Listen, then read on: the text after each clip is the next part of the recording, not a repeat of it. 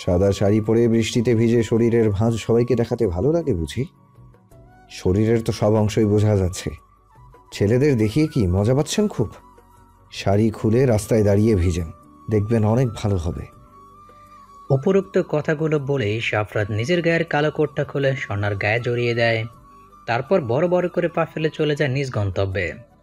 আকস্মিক এমন কথার কাজে স্বর্ণা বোকা বনে যায়।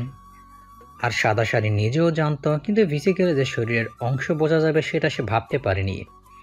স্বর্ণা ছেলেটার কথাগুলো ভেবে নিজের দিকে তাকায়, মাথা নিচু করে নিল। আরে ছেলেটাকে তো দেখতেও পারলাম না, একটা ধন্যবাদ দিব তাও হলো না। ছি স্বর্ণা ছি, তুই নিজের একটুও খেয়াল রাখতে পারিস না। এইসব যদি তোর রাত কখনো জানতে পারে তখন কি হবে বল? রাত বলবে যে স্বর্ণা তুমি কি নিজের একটুও যত্ন নিতে পারো না? নিজের মনে কথাগুলো বলতেছিল স্বর্ণা। স্বর্ণার বৃষ্টি খুব প্রিয়। আজ ঘুরতে এসে হঠাৎ করে বৃষ্টি নামায় দৌড়ে ভিজতে শুরু করে।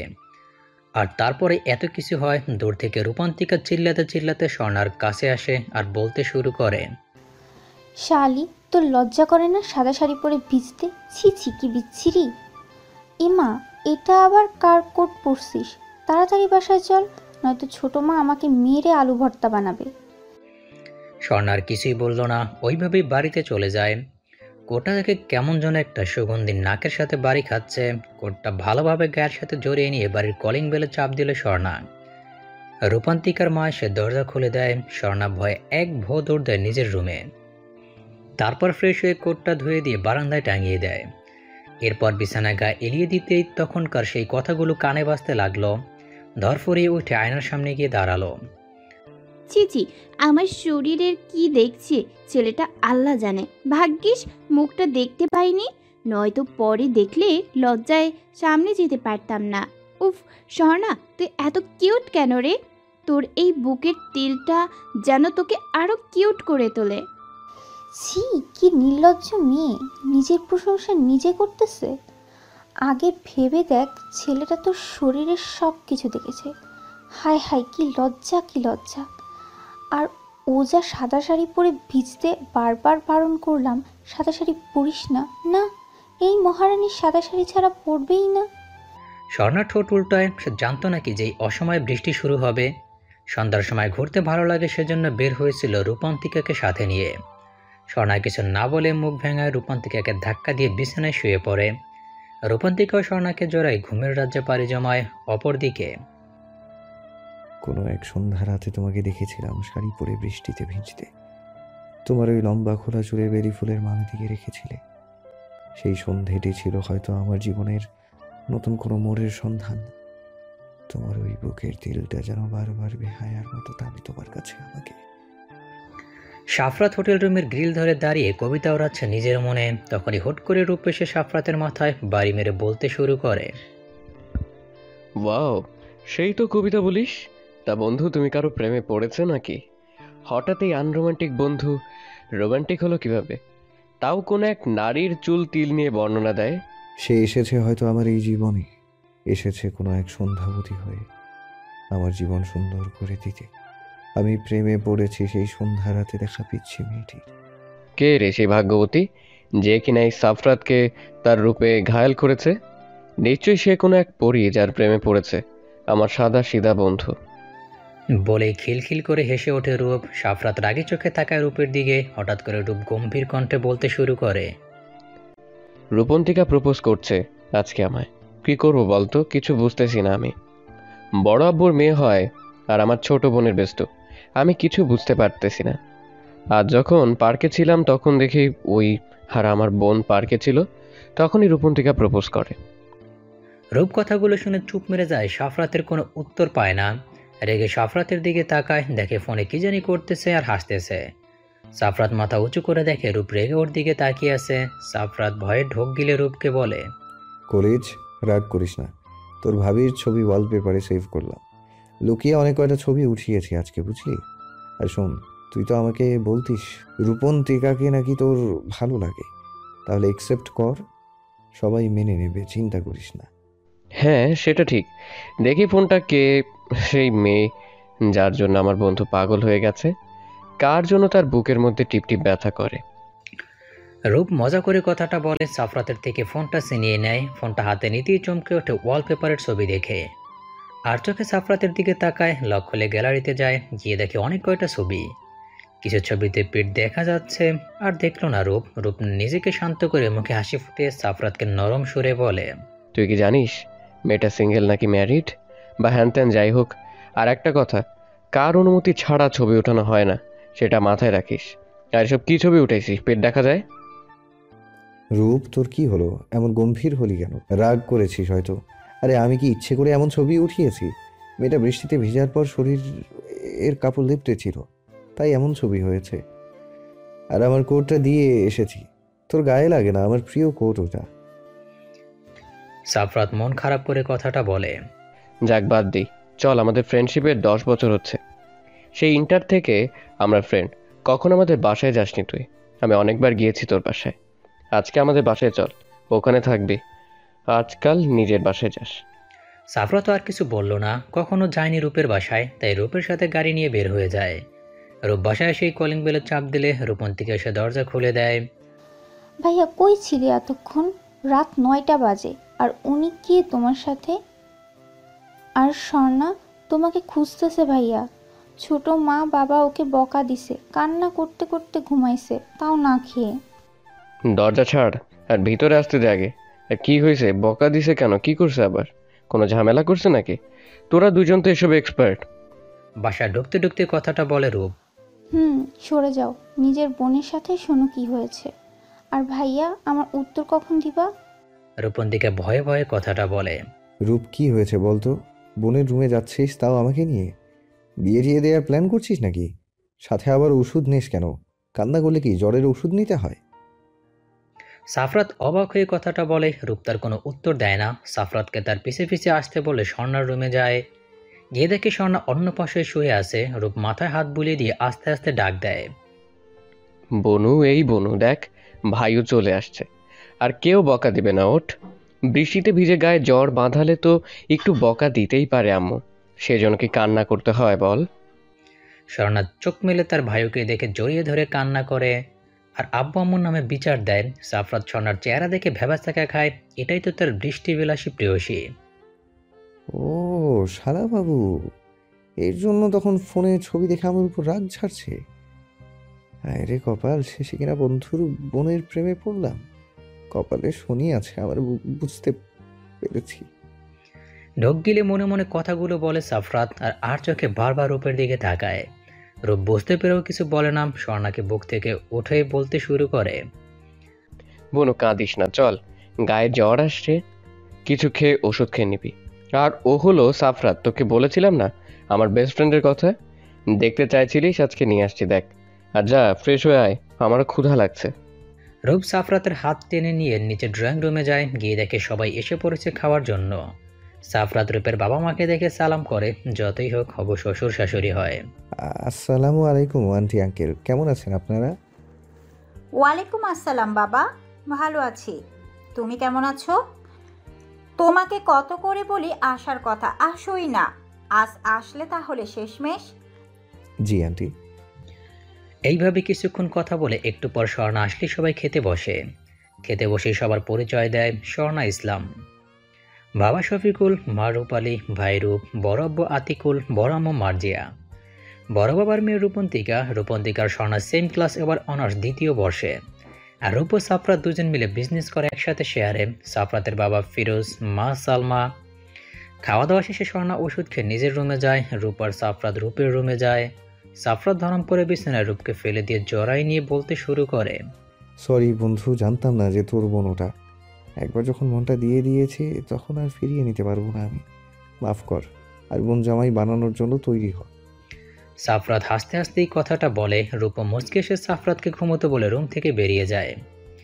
এদিকে রূপন্তীকে ঘুমের মধ্যে বুঝতে পারে কেউ তাকে কোলে নিয়ে কোথাও যাচ্ছে। হুট করে কোল থেকে নামাই দেয় রূপন্তিকা। তাড়াতাড়ি চোখ খুলে দেখে রূপ সামনে দাঁড়ায় আছে। যখন এই রূপন্তিকা চিল্লাতে যাবে তখন এই রূপ মুখ চেপে ধরে আর আস্তে আস্তে বলে, হুস, চিল্লাস না, আমি অন্য কেউ না। শোন, তোকে আগে থেকে আমি পছন্দ করতাম। এখন কাল তুই নিজে প্রপোজ করে ভেবে দেখলাম কতদিন আর একা একা থাকবো বল। তাই আর কি, সকালে সারপ্রাইজ আছে তোর জন্য। রূপন্তিকাকে পেছন থেকে জড়ায় নিয়ে কথাটা বলে রূপ। কথাগুলো যেন রূপন্তিকার কানে বাজতেছে। রূপও তাকে ভালোবাসে, নিজের মধ্যে কেমন যেন একটা শিহরণ বয়ে যাচ্ছে। রূপের দিকে ঘুরে শক্ত করে জড়ায় নেয় রূপান্তিকা। পরক্ষণে কারো হাসির শব্দে রূপা রূপন্তিকা ঘুরে দাঁড়ায়, দেখে সামনে স্বর্ণা আর পিছনে সাফরাত দাঁড়ায় আছে। তোরা এখানে কখন আসলি? দেখ, যা দেখছিস ভুলে যা, আমি ভালো ছেলে। রূপের কথা সাফরাত আর স্বর্ণা হেসে ওঠে। পরক্ষণে স্বর্ণা ভ্যা ভ্যা করে কেঁদে দেয়। সবাই অবাক হয়ে ওর দিকে তাকায়। সাফরাত প্রশ্ন করে, কি হয়েছে? ভাইয়া লুকিয়ে প্রেম করে, আমাকে বলেওনি। আর রূপান্তিকাও তো আমার ফ্রেন্ড, তাও বলে নাই আমাকে। তেমন কিছু না পাগলি, কান্না থামা। আর তুই কখন আসলি ছাদে? আর রাতে ছাদে কেন আসছিস? আর সাফরাত, তুইও? রূপ সাফরাতের দিকে রাগী চোখে তাকিয়ে কথাটা বলে। সাফরাত ভয়ে ধীর কণ্ঠে বলে, এমনি তাকাবি না, আমার ঘুম ধরছে না তাই বাহিরে আসলাম। তখন দেখি শরণ্যা মানে তোর বোন এইদিকে আসছে, তাই আমিও পিছু পিছু আসলাম, এই আর কি। রূপ আর কিছু বলে না। এরপর সবাই এক জায়গায় বসে একসাথে আড্ডা দিতে থাকে। তখন হঠাৎ করে স্বর্ণা বলে ওঠে, ভাইও তুমি না বলছো আমার রাতকে নিয়ে এসে দিবা, কই কবে এনে দিবা বলো তো? তুমি কথা দিয়ে কথা রাখো নাই। এমনকি আমার রাতও আমাকে কথা দিয়ে কথা রাখে নাই। সে আমাকে ছেড়ে চলে গেল আর আসলো না। আমার রাত আমার সাথে বেইমানি করলো। স্বর্ণা মন খারাপ করে কথাটা বলে। রূপ বিরক্ত আর কিছুটা রাগে সুরে বলে, চুপ, আমাকে রাগাবি না। কে এই রাত? 5 বছরের ছবি এনে আমাকে বলতেছিস যে ভাইও আমাকে খুঁজে এনে দাও। আমি কই পাবো তুই বলতো? সাফরাত আমার বোনকে পাবনা দিয়ে আয় তো। যা। কবে কার সেই রাত আমি কখনো দেখি নাই। ও নাকি ছোট থাকতে একসাথে খেলছে, এখন তাকে চাচ্ছে। ওরে ছাড়া নাকি ও কাউকে বিয়ে করবে না। রূপের এই কথাটাই বাকি ছিল সাফরাতের শোনা। যাকে সে পছন্দ করে সে নাকি আবার অন্য কাউকে ভালোবাসে। সাফরাত রাগী চোখে সোনার দিকে তাকায়। এরপর কি মনে করে রাতের ছবি দেখতে চায়। সাফরাত রাতের ছবি দেখে রূপের দিকে একবার তাকায়, স্বর্ণার দিকে একবার তাকায়, পরে নিজের দিকে তাকিয়ে স্বর্ণাকে প্রশ্ন করে, আচ্ছা সন্ধ্যাবতী, তুমি তো সেই ছোটবেলায় দেখেছো রাতকে, তাই না? এখন যদি সে অন্য কাউকে বিয়ে করে সংসার করে, আর তাহলে তুমি কি অন্য কাউকে বিয়ে করবা নাকি? তাই রাতকে ভুলে যাও, সে তো তোমার এতদিনে খোঁজ রাখিনি। সাফরাতের কথা রেগে গিয়ে সাফরাতের হাতে জোরে কামড় দেয় স্বর্ণা। সাফরাত চিল্লিয়ে ওঠে, বলেই বসে রাক্ষসী। স্বর্ণা যেন তা কানে নিল না, জোরে জোরে চিল্লিয়ে বলে উঠল, আমার রাত আমাকে ছাড়া কাউকে বিয়ে করতে পারে না। আমার রাত আমাকে কথা দিয়েছে সে আমাকে ছাড়া কাউকে বিয়ে করবে না।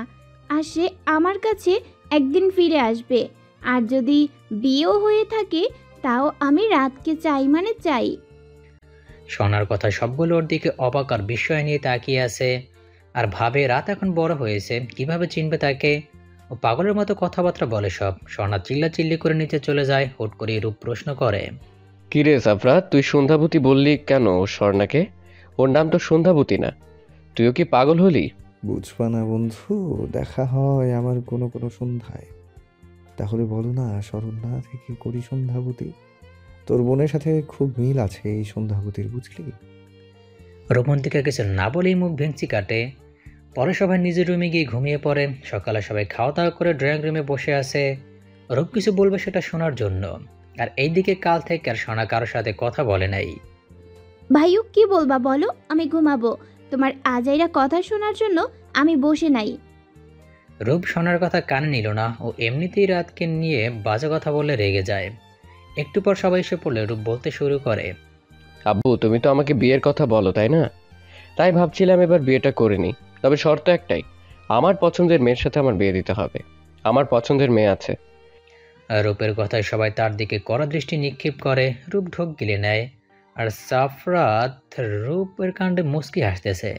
রূপর দিকে রাগি চোখে তাকায়, আবার বলতে শুরু করে, ইয়ে মানে বলছিলাম কি বড় বাবা, তুমি না রূপন্তিকার জন্য ছেলে খুঁজছিলে?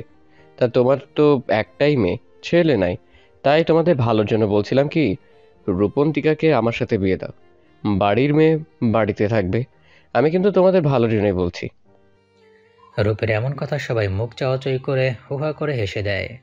সাথে রূপের মা বাবা, রূপন্তিকার মা বাবা সবাই। রূপ বোকা হয়ে সবার দিকে তাকিয়ে আছে। তখন রূপন্তিকার বাবা বলে ওঠে, ও আচ্ছা, আমি ভাবছিলাম তুই হয়তো আমার মেয়েকে ভালোবাসিস, কিন্তু এখন দেখি তা না। আমাদের ভালোর জন্য তুই এটা চাচ্ছিস? থাক বাবা, আমাদের ভালো চাইতে হবে না তোকে। আমার মেয়েকে যে পছন্দ করবে, ভালোবাসবে, তার সাথে রূপান্তিকার বিয়ে দিব। একটা মেয়ে আমার যাতে ভালোবাসা পায়, দয়া না। রূপ এবার ফেসে গেল। সাফরাত এখনো হেসে যাচ্ছে আর স্বর্ণার দাঁত দিয়ে নখ কাটতেছে। যেন হিসেবে তার কোনো কাজ নেই। রূপ ঢোক গিলে জোরেই বলে বসে, আরে বড় বাবা, আমি তোমার মেয়েকে ভালোবাসি, প্লিজ আমার সাথে বিয়ে দাও। তোমার মেয়েকে কষ্ট দিব না, প্লিজ। রূপের কথা এবার স্বর্ণাও হেসে দেয়। তারপর রূপের বাবা বলতে শুরু করে, থাক, তোকে আর বলতে হবে না। শারণ্য আমাদের সকালে বলেছে সব কিছু। আমরা তারিখও ঠিক করে রাখছি। কারো আপত্তি নাই এই বিয়েতে। আর 1 মাস পর তোদের বিয়ে। সবাই এখন থেকে রেডি হতে লাগলো। কার্ড ছাপানো, মার্কেট করা সময় লাগবে। স্বর্ণা কখন বললো আজব তো। আর এই দেখ কেমন নখ খাচ্ছে। এত কিছু নখ কখন করলো?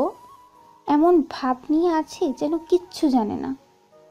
স্বর্ণা ওদের পাত্তা না দিয়ে চলে যায়। তখন শফিকুল বলতে শুরু করে, সকালে যখন আমরা শুয়েছিলাম তখন শারণ্য, তোর বড় আব্বু, আম্মু সবাইকে নিয়ে আমার রুমে আসছে। প্রথমে আমি অবাক হয়েছিলাম যে এই সাত সকালে এখানে আবার কি দরকার।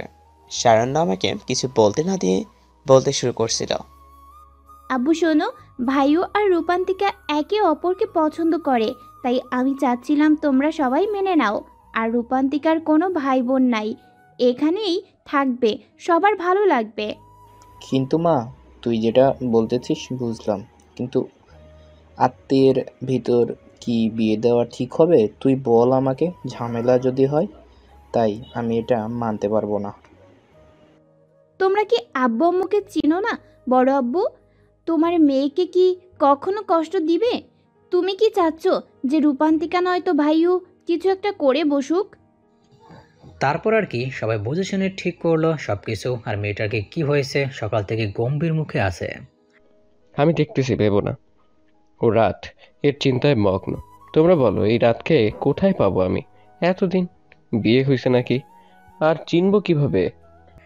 এরপর সবাই যার যার কাজে ব্যস্ত। রূপ আর সাফরাত রেডি হয়ে অফিসের উদ্দেশ্যে বের হয়ে পড়ে। অফিসে এসে রূপ দেখতেছে সাফরাতের মুড অনেক ভালো, তাই সাফরাতকে প্রশ্ন করেই বসে, কিরে, কি হয়েছে বলতো? খুব চিল মুডে আছিস দেখছি তুই। আমার বোন কি তোর সাথে লাইন মারতেছে নাকি? কি ব্যাপার বন্ধু? আহা বন্ধু, তোর বোনকেই তো আমি বউ বানাবো। তোর বোন নিজে আমার বউ হতে চাইবে একদিন, দেখে নিস। তোর বোন না রাতকে ভালোবাসে? ও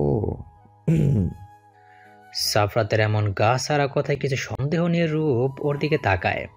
আবারও রাত পেরিয়ে সকাল হলো। স্বর্ণা ঘুম থেকে উঠে তার বিছানায় একটি চিঠি পায়। চিঠিতে যা লেখা আছে সেটা পরে জোরে জোরে চিল্লাতে থাকে আর নাচতে শুরু করে। চিঠিতে লেখা ছিল, আবার সন্ধ্যাবতী অভিমান করে আছো বুঝি? অভিমান করো না, খুব তাড়াতাড়ি আমি তোমার কাছে ফিরে আসব। তবে আশা করি তুমি নিজে আমাকে খুঁজে নিবে। এতদিন আড়ালে ছিলাম তোমাকে তোমার থেকে, এটা দেখার জন্য যে তুমি কি সত্যি আমার জন্য অপেক্ষা করে আছো, নাকি আমাকে ভুলে অন্য কাউকে নিয়ে মত্ত আছো। কিন্তু না, দেখলাম তুমি আমাতেই সীমিত আছো। আশা করি আরও কিছুটা অপেক্ষা করবা। কোনো এক সন্ধ্যা রাতে তোমায় দেখা দিব আমার সন্ধ্যাবতী। আজ থেকে না হয় আমি তোমায় সন্ধ্যাবতী নামটা দিলাম। আমার সন্ধ্যাবতী তুমি, ইতি। তোমার সেই ছোট্ট বন্ধু রাত। এমন মরিস না। কে আসছিল তোর রুমে? আর এই চিঠি কই পেলি? আর হ্যাঁ, এবার তো শান্তি, তোর রাত ফিরে এসেছে। আমাকে আর জ্বালাবি না। তোর জ্বালায় আমার জীবন শেষ। সর এখান থেকে, যা, তো লাফাস না। কার না কার লেখায় চিঠি। চুপ, দেখো আমার রাত ফিরে এসেছে। আমার কাছে আসলে তোমাদের নামে বিচার দেব আমি। আমাকে সবাই পাগল বলতে। তোমরা এবার দেখো রাত নামে কেউ আছে। কি ব্যাপার আমার বাপজান, এত খুশি লাগতেছে কেন আজ? আমার বৌমা পাইছে নাকি? কতদিন থেকে বলছি বিয়ে কর, একটা নাতি নাতি নিয়ে খেলা করব, তা না। মামুনি, খুব তাড়াতাড়ি তোমার বৌমা আনবো। ওয়েট, পিক দেখাই। এই দেখো তোমার বৌমা। কেমন, পছন্দ হয়েছে তো তোমার? মাশাল্লাহ, হবে না কেন বলতো? এত সুন্দর একটা মেয়ে পছন্দ না হয়ে কি আছে? আমাকে বুঝা। তা প্রেম করছিস নাকি অন্য কিছু? হুম হুম। মামুনির থেকে দেখি আজকাল কথাও লুকানো শিখে গেছিস। আরে মামুনি, তুমিও না কি যে বলো। আমি পছন্দ করি, তোমার বৌমা তো রাত নামের একজনকে পছন্দ করে। ছোটবেলার নাকি রাত, তার 5 বছরের একটা ছবি নাকি আছে সেই রাতকে। সালমা বেগম না বুঝে সাফরাতের দিকে তাকায়, পরক্ষণে কিছু মনে পড়তেই খিলখিল করে হেসে ওঠে আর সাফরাতের মাথায় বাড়ি মেরে বলে, মেয়েটাকে সব বলে দে। সকাল 10টায় সোনার কলেজ বন্ধ থাকায় কলেজে না গিয়ে শুয়ে আছে আর ভাবতে লাগলো সে 14 বছর আগের ঘটনা, যখন সোনার বয়স ছিল 6 বছর, ক্লাস 1-এ ভর্তি হয়েছিল, আর রাতের বয়স ছিল 11 বছর, ক্লাস 5-এ। স্বর্ণাওরা তখন গ্রামে থাকতো, রাত ছিল পাশের গ্রামে। প্রতিদিন স্বর্ণা একটা ছোট পার্ক আছে, ওখানে যেত খেলা করতে। সেদিন প্রথম দেখা হয় রাতের সাথে। ফ্ল্যাশব্যাক। ছোট স্বর্ণা ধীর পায়ে পার্কে ঢুকে ছোট বাচ্চাদের সাথে খেলতে লাগলো। তখন রাত দূর থেকে স্বর্ণার বাচ্চামি ফেস দেখে মায়া হয়, তাই রাত স্বর্ণার কাছে এসে স্বর্ণাকে ডাক দেয়। এই পিচ্ছি, এদিকে আসো। তোমার নাম কি? তুমি এত কিউট কেন? আমার বউ হবে? অনেক আদর করব। তোমাকে আমার অনেক অনেক ভালো লেগেছে। বউ বউ কি? হ্যাঁ, বউ হব। তাহলে আমাকে তুমি প্রতিদিন চকলেট এনে দিবা, ফুল দিবা, বলো? হ্যাঁ দিব, প্রতিদিন নিয়ে আসবো তোমার জন্য। তুমি আমাকে জামাই বলবে, আমি বউ বলবো, কেমন? তোমার নাম কি পিচ্ছি? আমার নাম স্বর্ণা। তোমার নাম কি? তুমি এত পাতলা কেন? কেমন লাগে? কিন্তু তুমি অনেক সুন্দর। আমার নাম সাফরাত, বুঝলে পিচ্ছি বউ? সারাত? তোমার নাম সালাত? সাপরাত? হুশ হয় না। এত বড় নাম কেন? ছোট নাম বলো। আমি এত বড় বলতে পারবো না।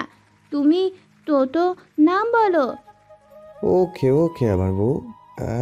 কি বলবা কি বলবা? আচ্ছা, সাফরাত না, তুমি শুধু রাত করে বলবা, কেমন? তোমার জন্য না হয় রাত নামটা দেয়া হলো। তারপর পরের দিন রাত আসে ওই পার্কে। স্বর্ণা রাতকে দেখে দৌড়ে যায় তার দিকে। রাতও মুচকে সে স্বর্ণাকে নিয়ে বেঞ্চে বসে। তখন স্বর্ণা রাতকে বলে, আমার বর, আমার বর, তুমি এসেছো। দাও আমার ফুল, চকলেট সব দাও। তুমি এসেছো, দাও, খাবো আমি, দাও। সাফরাত মজা করে বলে যে আমি আনি নাই। তখন জোরে সাফরাতের হাতে একটা কামড় বসায় দেয়। সাফরাত প্রথমে লাফায় ওঠে, পরক্ষণে নিজেকে শান্ত করে সব বের করে দেয়। এবার ছোট স্বর্ণা বোকার মতো তাকাই আছে। রাত মুচকে সে স্বর্ণার গালে চুমু এঁকে দেয়। এভাবেই তাদের দিন কাটতেছিল। একদিন সাফরাত তার 5 বছরের একটি ছবি স্বর্ণাকে দেখালো, যেটা স্বর্ণা একবারে নিয়ে নেয় আর সাফরাতের থেকে ছবিতে লিখে নেয়, আমার জামাই রাত। দিন চলতে থাকে তার গতিতে। তাদের ছোট পাগলামি ভালোবাসা হাসি ঠাট্টা করতে করতে একটা বছর কেটে গেল। একদিন বিকেলে স্বর্ণা যখন রাতের জন্য দেরি করতেছিল পার্কে, তখন তার দৌড়ে হাঁপাতে হাঁপাতে সে স্বর্ণাকে বলে, বউ বউ শোনো, মামুনি না আমাকে নিয়ে ঢাকা যাবে, আর এখানে থাকবে না। তোমার সাথে আমার আর দেখা হবে না। আমি বড় হয়ে তোমার কাছে ফিরে আসব, তোমাকে বিয়ে করে নিয়ে যাব, কেমন? না না, তুমি কোথাও যাবে না। আমি কার সাথে খেলবো? তুমি কোথাও যাবে না জামাই। তুমি আসবে না আর তুমি যাবে না, কেমন? পাগলামি করে না বউ, কথা দিলাম আমি তোমার কাছে ফিরে আসব। আচ্ছা, পাগলামি করে না বউ, কথা দিলাম আমি তোমার কাছে ফিরে আসব। আমার জন্য অপেক্ষা করবা তুমি, কেমন? কাউকে বিয়ে করবে না, একদিন তোমাকে বউ বানিয়ে নিয়ে যাব আমি। কান্না করে না আমার পাগলি। স্বর্ণা তখন পাগলের মতো কান্না করতে থাকে। পরে রাতকে কথা দেয় রাতকে ছাড়া কাউকে বিয়ে করবে না সে। সেদিনের পর এতটা বছর চলে গেল। স্বর্ণা সবসময় রাতের সেই ছবিটা দেখতো আর এটাই ভাবতো রাত তার জামাই। সেই ছোট মনে কথাগুলো জমিয়ে থাকা স্বর্ণা রূপন্তিকার ডাকে বাস্তবে ফিরে আসলো। বর্তমান। কি ভাবিস এত? চল, ভালো লাগতেছে না, কোথাও থেকে ঘুরে আসি। আর সময় নাই, এই বাড়ির বউ হব, কোনোদিন জানি। স্বর্ণা কিছু না বলে রূপন্তিকার সাথে বাইরে বের হয় আর সাফরাত নিজের কেবিনে বসে বসে ভাবতে থাকে আর মনে মনে বলে, সরি আমার ছোট্ট বউ শরণ্যা, তোমার কথা রাখতে পারিনি আমি। কথা দিয়েছিলাম তোমাকে বিয়ে করব, তোমার কাছে ফিরে যাব একদিন। কিন্তু ঢাকা আসার পর তোমার কথা আর মনে ছিল না। প্রথম দিন ঢাকা এসে মামুনিকে বলেছিলাম তোমার কথা, আর কখনো তোমাকে মনে হয়নি। আর তুমি কিনা এখনো সেই আমি ছোট রাতকে পাগলের মতো ভালোবাসো। তুমি কথা রেখেছো, অথচ আমি রাখতে পারলাম না। কখনো যদি জানতে পারো যে আমি তোমাকে ভুলে গেছি, তাহলে কি করবে তুমি জানি না। সাফরাতের খুব খারাপ লাগতেছে। তার বয়স ছিল তবু স্বর্ণাকে ভুলে গিয়েছিল। আর ছোট স্বর্ণার সব মনে আছে। রূপ সাফরাতের কেবিনে এসে দেখে সাফরাত কিছু ভাবতেছে। রূপ সাফরাতের মাথায় চাটি মেরে বলে, কি দরকার ছিল স্বর্ণার রাত সাজার? ও রাতকে সত্যি ভালোবাসে। জানিও না কে এই রাত। ছোট থাকতে প্রতিদিন আমাদের গ্রামের ছোট পার্কে খেলতে যেত। হয়তো তখন পরিচয় হয়েছিল, কিন্তু তুই ওর রাত সাজলি কেন? আমি কাল তোর চিঠি নিয়ে গিয়ে রাখছিলাম, পড়ছিলাম না, কিন্তু এটা করা ঠিক হয়নি। রূপের কথা শুনে সাফরাত মুচকে সব খুলে বলে যে সেই রাত আর সেই সাফরাত। রূপ অবাক হয়ে তাকে সাথে অনেক খুশি হয়। শোন, তোর বোনকে কিছু বলিস না আগে। কিছুটা মজা নিই ওর সাথে। হ্যাঁ হ্যাঁ, কত মজা হবে বল। হঠাৎ করে দরজার দিকে তাকিয়ে ভয় পেয়ে যায় সাফরাত রূপ দুজনেই। স্বর্ণা রূপন্তিকা দাঁড়িয়ে আছে। তাহলে কি সব শুনে ফেললো? স্বর্ণা বলতে শুরু করলো, কি ব্যাপার, আমাকে দেখে তোমরা সবাই চুপ হয়ে গেলে কেন? কি বলছিলে বলো, আমরা একটু সবাই শুনে আড্ডা দেই তোমাদের সঙ্গে। আর ভাইয়া, তুই আজকে একা চলে আসছিস? আমিও তো তোর সঙ্গে আসতে চাইছিলাম। সাফরাত তো ভয় পেয়ে গেছিল যে স্বর্ণা সবকিছু শুনে ফেলেছে নাকি। শুনতে পারে নাই ভেবে এবার হাসি মুখে বসে স্বর্ণাকে বলতে শুরু করে, কি ব্যাপার, তোমরা এখানে কি করছো? অফিস টাইমে তোমরা অফিসে আসছো কিসের জন্য? তোমরা ঘুরতে চাইলে অন্য কোথাও ঘোরো। এটা অফিস, কাজ করতে হয়, অন্য কিছু না। সাফরাতের কথাই স্বর্ণা রেগে যায়। অযথা তাদেরও তো অফিস, তাও নাকি তাদের আসা যাবে না। স্বর্ণা রেগে তার ভাইকে উড়োধুরা বকাবকি শুরু করতে লাগলো। স্বর্ণাকে রেগে কথা বলাতে সাফরাত বেশ মজা পাচ্ছে। একটুকুতেই মেয়েটা রেগে যায়। ছোট থেকে এটা তার স্বভাব। এবার রূপ চুপ থাকতে পারলো না। সাফরাত আর স্বর্ণাকে ঝাড়ি মারতে শুরু করলো। তারপর দুজনেই চুপ মেরে যায়। এরপর সবাই মিলে কিছুক্ষণ আড্ডা দিয়ে মার্কেটের উদ্দেশ্যে বের হয়ে পড়ে। মার্কেটের দিকে সবাই বেশ কিছু কেনাকাটা করার পর যখন রেস্টুরেন্টের উদ্দেশ্যে রওনা দিবে, তখন হুট করেই কোথা থেকে একটা ছেলে এসে স্বর্ণাকে জড়াই ধরে। সেখানেই সাফরাত ছিল। সাফরাত তো রাগী চোখে তাদের দিকে তাকায় আছে, যেখানে হচ্ছেটা কি। এমন হুট করে জড়া ধরার জন্য স্বর্ণাও কিছুটা ভরকে যায়। পরক্ষণে ছেলেটাকে দেখে কিছুটা রাগীভাবে তাকায়, কিন্তু ছেলেটা কোনো কিছু না বলে সোনার গালে একটা ছোট কিস করে সেখান থেকে চলে যায়। আর যাওয়ার আগে বলে যায়, ব্যাব, তোমার জন্য আজকে রাতে সারপ্রাইজ আছে। রূপ এবার কিছুই বুঝতে না পেরে স্বর্ণাকে প্রশ্ন করে বসে, কারণ এর মাথায় কিছুই ঢুকলো না। হুট করে কোথা থেকে একটা ছেলে সেভাবে জড়াই ধরে আবার কিস করে চলে গেল, কিছু বলার সুযোগ না দিয়ে। তারপর তাদের দিকে আগে থেকেই সাফরাত রাগী চোখে তাকিয়ে আছে। ছেলেটাকে এমন হুট করে এসব কি করে যাচ্ছে? আর তুইও কিছু বললি না? এটা কোন ধরনের বেয়াদবি বলতো আমাকে? আশেপাশে কাউকে দেখে না নাকি? আর কিসের সারপ্রাইজের কথা বলে গেল? তুই কি চিনিস ছেলেটাকে? একসাথে এত প্রশ্ন করে নাকি কেউ? চিনি আমি, আমাদের কলেজের সিনিয়র। আমার 4-5 বছরের বড় হবে হয়তো। আমাকে কয়েকবার প্রপোজ করছিল, কিন্তু অ্যাকসেপ্ট করি নাই। তারপর তো প্রায় 1 মাস দেখা হয়েছিল না। আজকে হুট করে কোথা থেকে আসলো কে জানে। বাহ, সেজন্য রাস্তাঘাটে এমন নোংরামি হবে নাকি? কোনো কমন সেন্স নেই, যত সব। রূপ থাক, অফিস রেখে এখানে এসে আছে। আমি গেলাম, টাটা। সাফরাত সেখান থেকে চলে যায়। স্বর্ণা বোকার মতো তাকিয়ে আছে, হলোটা কি এখানে। রূপ বুঝলো সাফরাত রেগে আছে, সেজন্য রূপন্তিকার স্বর্ণাকে নিজের মতো করে থাকতে বলে সাফরাতের পিছে দৌড় মারে। স্বর্ণা রূপন্তিকা কিছু না বলে রেস্টুরেন্টে ঢুকে খাওয়া দাওয়া করে বাসায় চলে যায়। সাফরাত সেখান থেকে অফিসে না গিয়ে বাসায় চলে যায়। রূপ কিছু বলল না। রাতে স্বর্ণার ফোনে একটা মেসেজ আসে। মেসেজ পেয়ে নিচে দৌড় মারে স্বর্ণা। নিচে গিয়ে যা দেখে তা দেখে অবাকের চরম পর্যায়ে চলে যায়। তার মানে মেসেজে লেখা ছিল, আমার শরণ্যা রানী, আমি ফিরে এসেছি তোমার লাইফে। বড্ড ভালোবাসো আমায়, আমি জানি। সেই ছোট্টবেলায় আমাকে দেখেছো, আমার সাথে খেলেছো, তবুও কখনো ভুলে যাওনি আমাকে। এতটা ভালোবাসো আমায়। তোমাকে বলেছিলাম যে ফিরে আসবো একদিন, তোমাকে বউ বানিয়ে নিয়ে যাব। আমি ফিরে এসেছি। ইতি তোমার পিচ্ছি বর রাত। স্বর্ণার নিচে নেমে এসে দেখে রাতুল দাঁড়ায় আছে। রাতুল বলতে মার্কেটে যে ছেলেটা স্বর্ণাকে জড়াই ধরছিল। স্বর্ণা ভাবতেই পারেনি রাতুলই তার রাত। স্বর্ণা দৌড়ে গিয়ে রাতুলকে জড়াই ধরে বলতে শুরু করে, রাত, তুমি আমার রাত। এতদিন বলো নাই কেন আমাকে? কত ভালোবাসি তোমায় জানো, কত মিস করছি তোমায়। আর এতদিন পর নিজের পরিচয় দিলে আমাকে। কেন এমন করলে আমার সাথে? রাতুল স্বর্ণাকে 2 হাত দিয়ে জড়াই নিয়ে স্বর্ণার মাথায় হাত বুলিয়ে দেয়। এতক্ষণে স্বর্ণা দৌড়ে আসা দেখে সবাই বাইরে আসে। এসে দেখে এসব কাণ্ড। তার থেকে বড় কথা, রূপ শক্ট খাইছে। এ রাত হলে সাফরাত কি মিথ্যে কথা বলল? রূপ কিছু না বলে নিজের রুমে গিয়ে সাফরাতকে ফোন দেয়। কি সমস্যা, ফোন দিচ্ছিস কেন? কেমন ভাই তুই, বোনের খেয়াল রাখতে পারিস না? যার তার সাথে মিশতে দেশ। কি বলবি বল, তাড়াতাড়ি ঘুমাবো আমি। কুল কুল বন্ধু, বুঝতেছি না এখন কেমন করে বলবো তোকে কথাটা। যে রেগে আছিস তার উপর না জানি আমার কথা শুনলে স্ট্রোক না করিস। মাথা ঠান্ডা কর আর আমার কথা শোন, তার আগে নিজেকে কন্ট্রোল করে নি। মেজাজ খারাপ করিস না। কি বলবি বল, মাথা ব্যথা করছে, রাগ উঠছে, বল কি বলবি এমন, এত হেয়ালি করিস না তো। আসলে শোন, মার্কেটে যে ছেলেটাকে দেখলি সে এখন এসে নিজেকে রাত দাবি করছে। এখন কি করব বুঝতেছি না। আসলে কে রাত, তুই নাকি ওই ছেলেটা? কিছু একটা বল যাতে বুঝতে পারি আমি। এই তোর কি মনে হয় আমি মিথ্যা কথা বলছি? আচ্ছা একটা কাজ কর, তুই ওই ছেলেটার হাত দেখ। আমার হাতে তোর বোন কামড় দিয়েছিল, এখনো দাগ আছে, তুই দেখ আছে নাকি। আর কোনো প্রমাণ তো নাই আমার কাছে, এটাই চেক কর। রূপ এবার রুম থেকে বের হয়ে দেখলো রাতুল রাত আর স্বর্ণা বসে আছে, গল্প করতেছে। রূপ এসে রাতের হাত চেক করে দেখে দাগ আছে।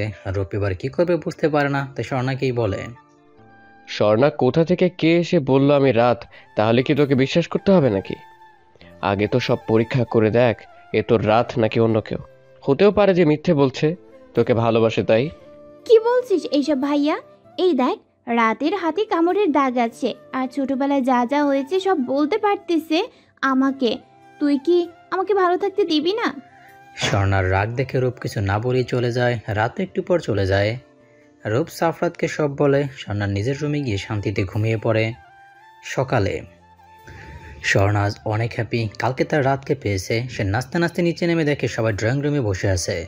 স্বর্ণাও গিয়ে সেখানে বসে। স্বর্ণার বাবা উঠে বলে, সারান্ন, রাতকে যেহেতু পাইছিস, তোর বিয়েটা তাহলে আর রূপের সাথে কমপ্লিট করি কি?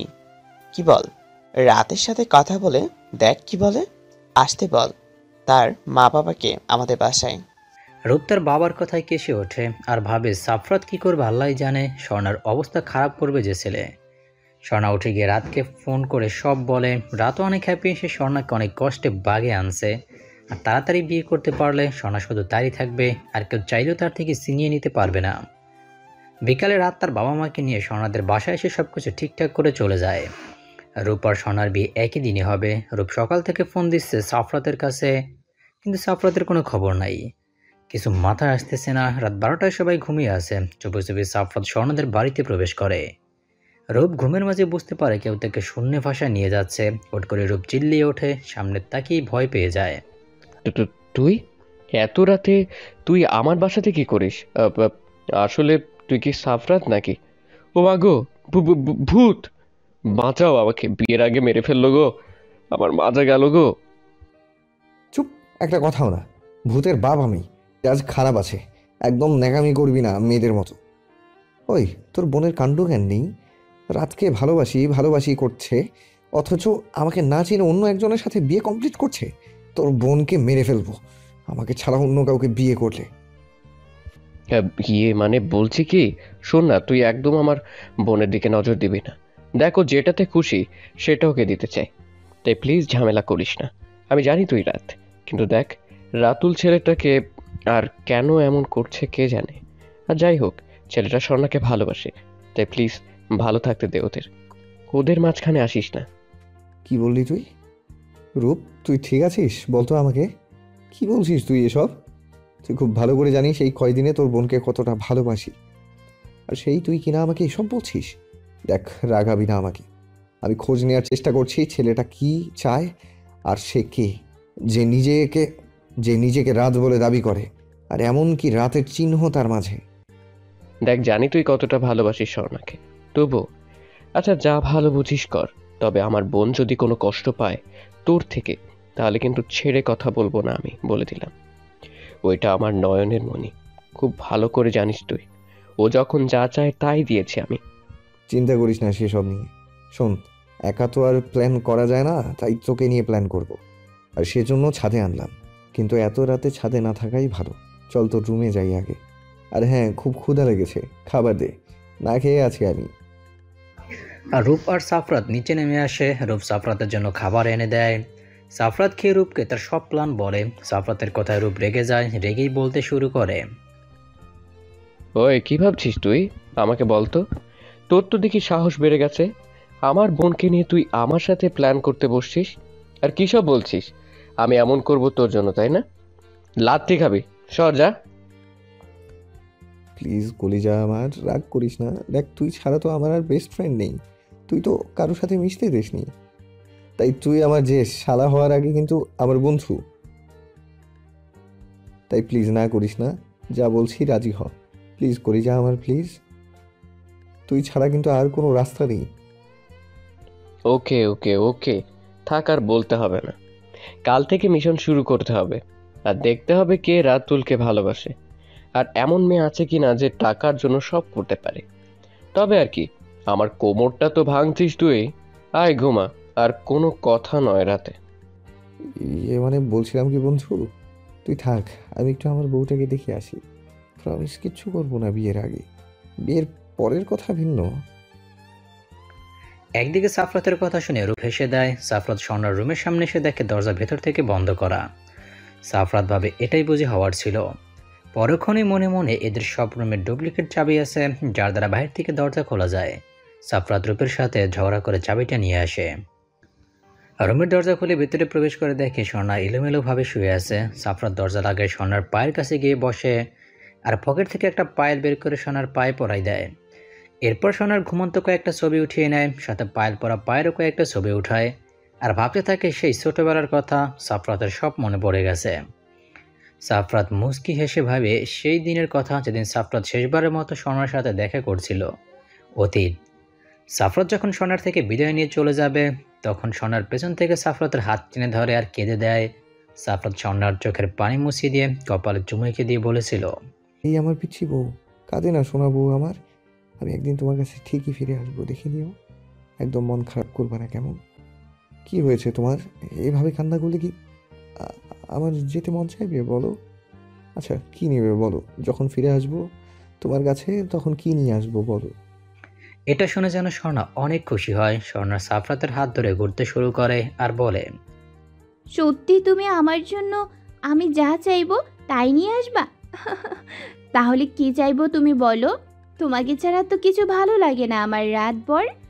আচ্ছা, তুমি আমাকে ঝুনঝুনিওয়ালা একটা নূপুর এনে দিও, কেমন?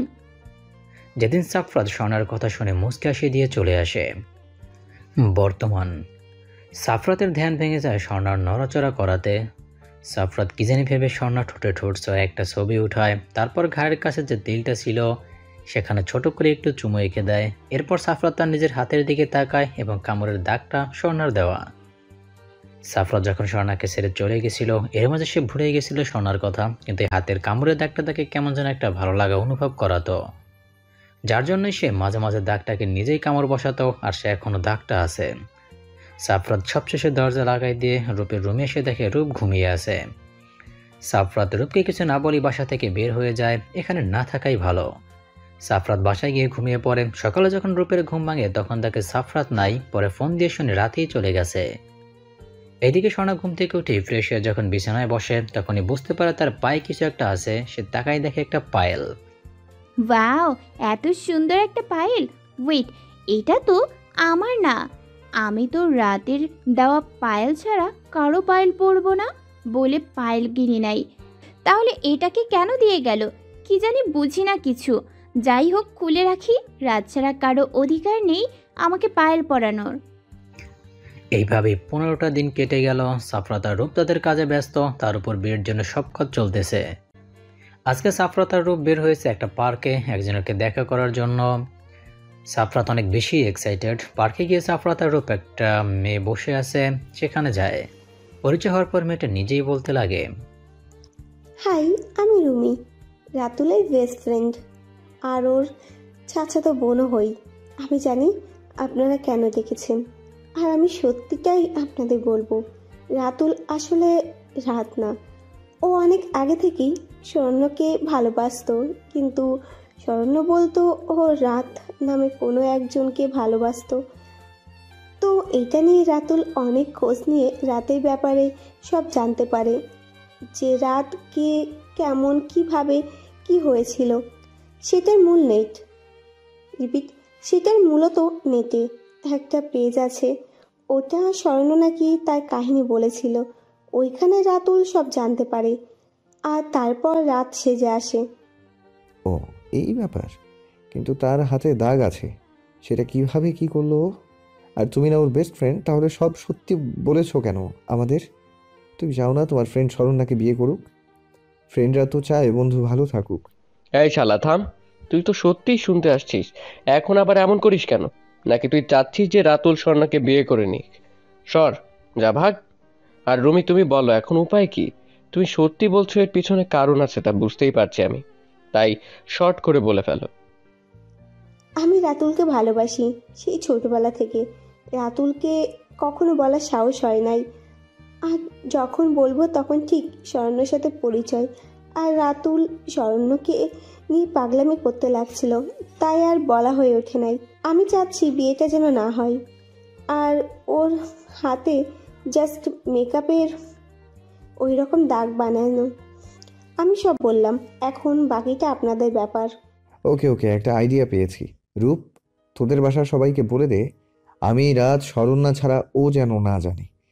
আর রাতুলকে বিয়ের দিন আমরা সরাবো আর রুমির সাথে বিয়ে দেব। আর রাতুলের জায়গায় আমি বিয়ে করব আমার সন্ধ্যাবতী বউকে। সো আমিও আয়োজন করি। এমনি এমনি তো আর বিয়ে করা যায় না, তাই না? বাহ, কিয়া বাত হ্যায়। ওকে, কি আর করার, তাহলে তাই হোক। আর রুমি, আপনাকেও ধন্যবাদ। এর জন্য না হয় আমরা আপনার আর রাতুলের বিয়েটা দিয়ে দিব। আজ তাহলে আসি, ভালো থাকবেন। চল সাফরাত। সেখান থেকে রূপ আর সাফরাত রূপদের বাসায় আসে। তারপর রূপ তার বাবা মা সবাইকে সবটাই বলে দেয়, আর তারাও রাজি হয়ে যায়। স্বর্ণ আর রূপন্তিকা ছাড়া সবাই এখন জানে সাফরাতই রাত। এখন অনেক সময় যাচ্ছে আর স্বর্ণা, রূপ, সাফরাত, রূপন্তিকার অন্যদিকে রাতুলের গায়ে হলুদ হচ্ছে। সাফরাত ওর নিজের বাসায় আয়োজন করছে বিয়ে বলে কথা। স্বর্ণা রেডি হয়ে নিচে নেমে স্টেজে বসে, সাথে রূপ, রূপন্তিকাও আছে। সবাই এক এক করে হলুদ মাখিয়ে দিয়ে যাচ্ছে। স্বর্ণা খেয়াল করলো যে তার ভাইয়ের বিয়েও হচ্ছে, অথচ আর সাফরাত নাই, তাই রূপকে বলল, ভাইও, সাফরাত ভাইয়া কই?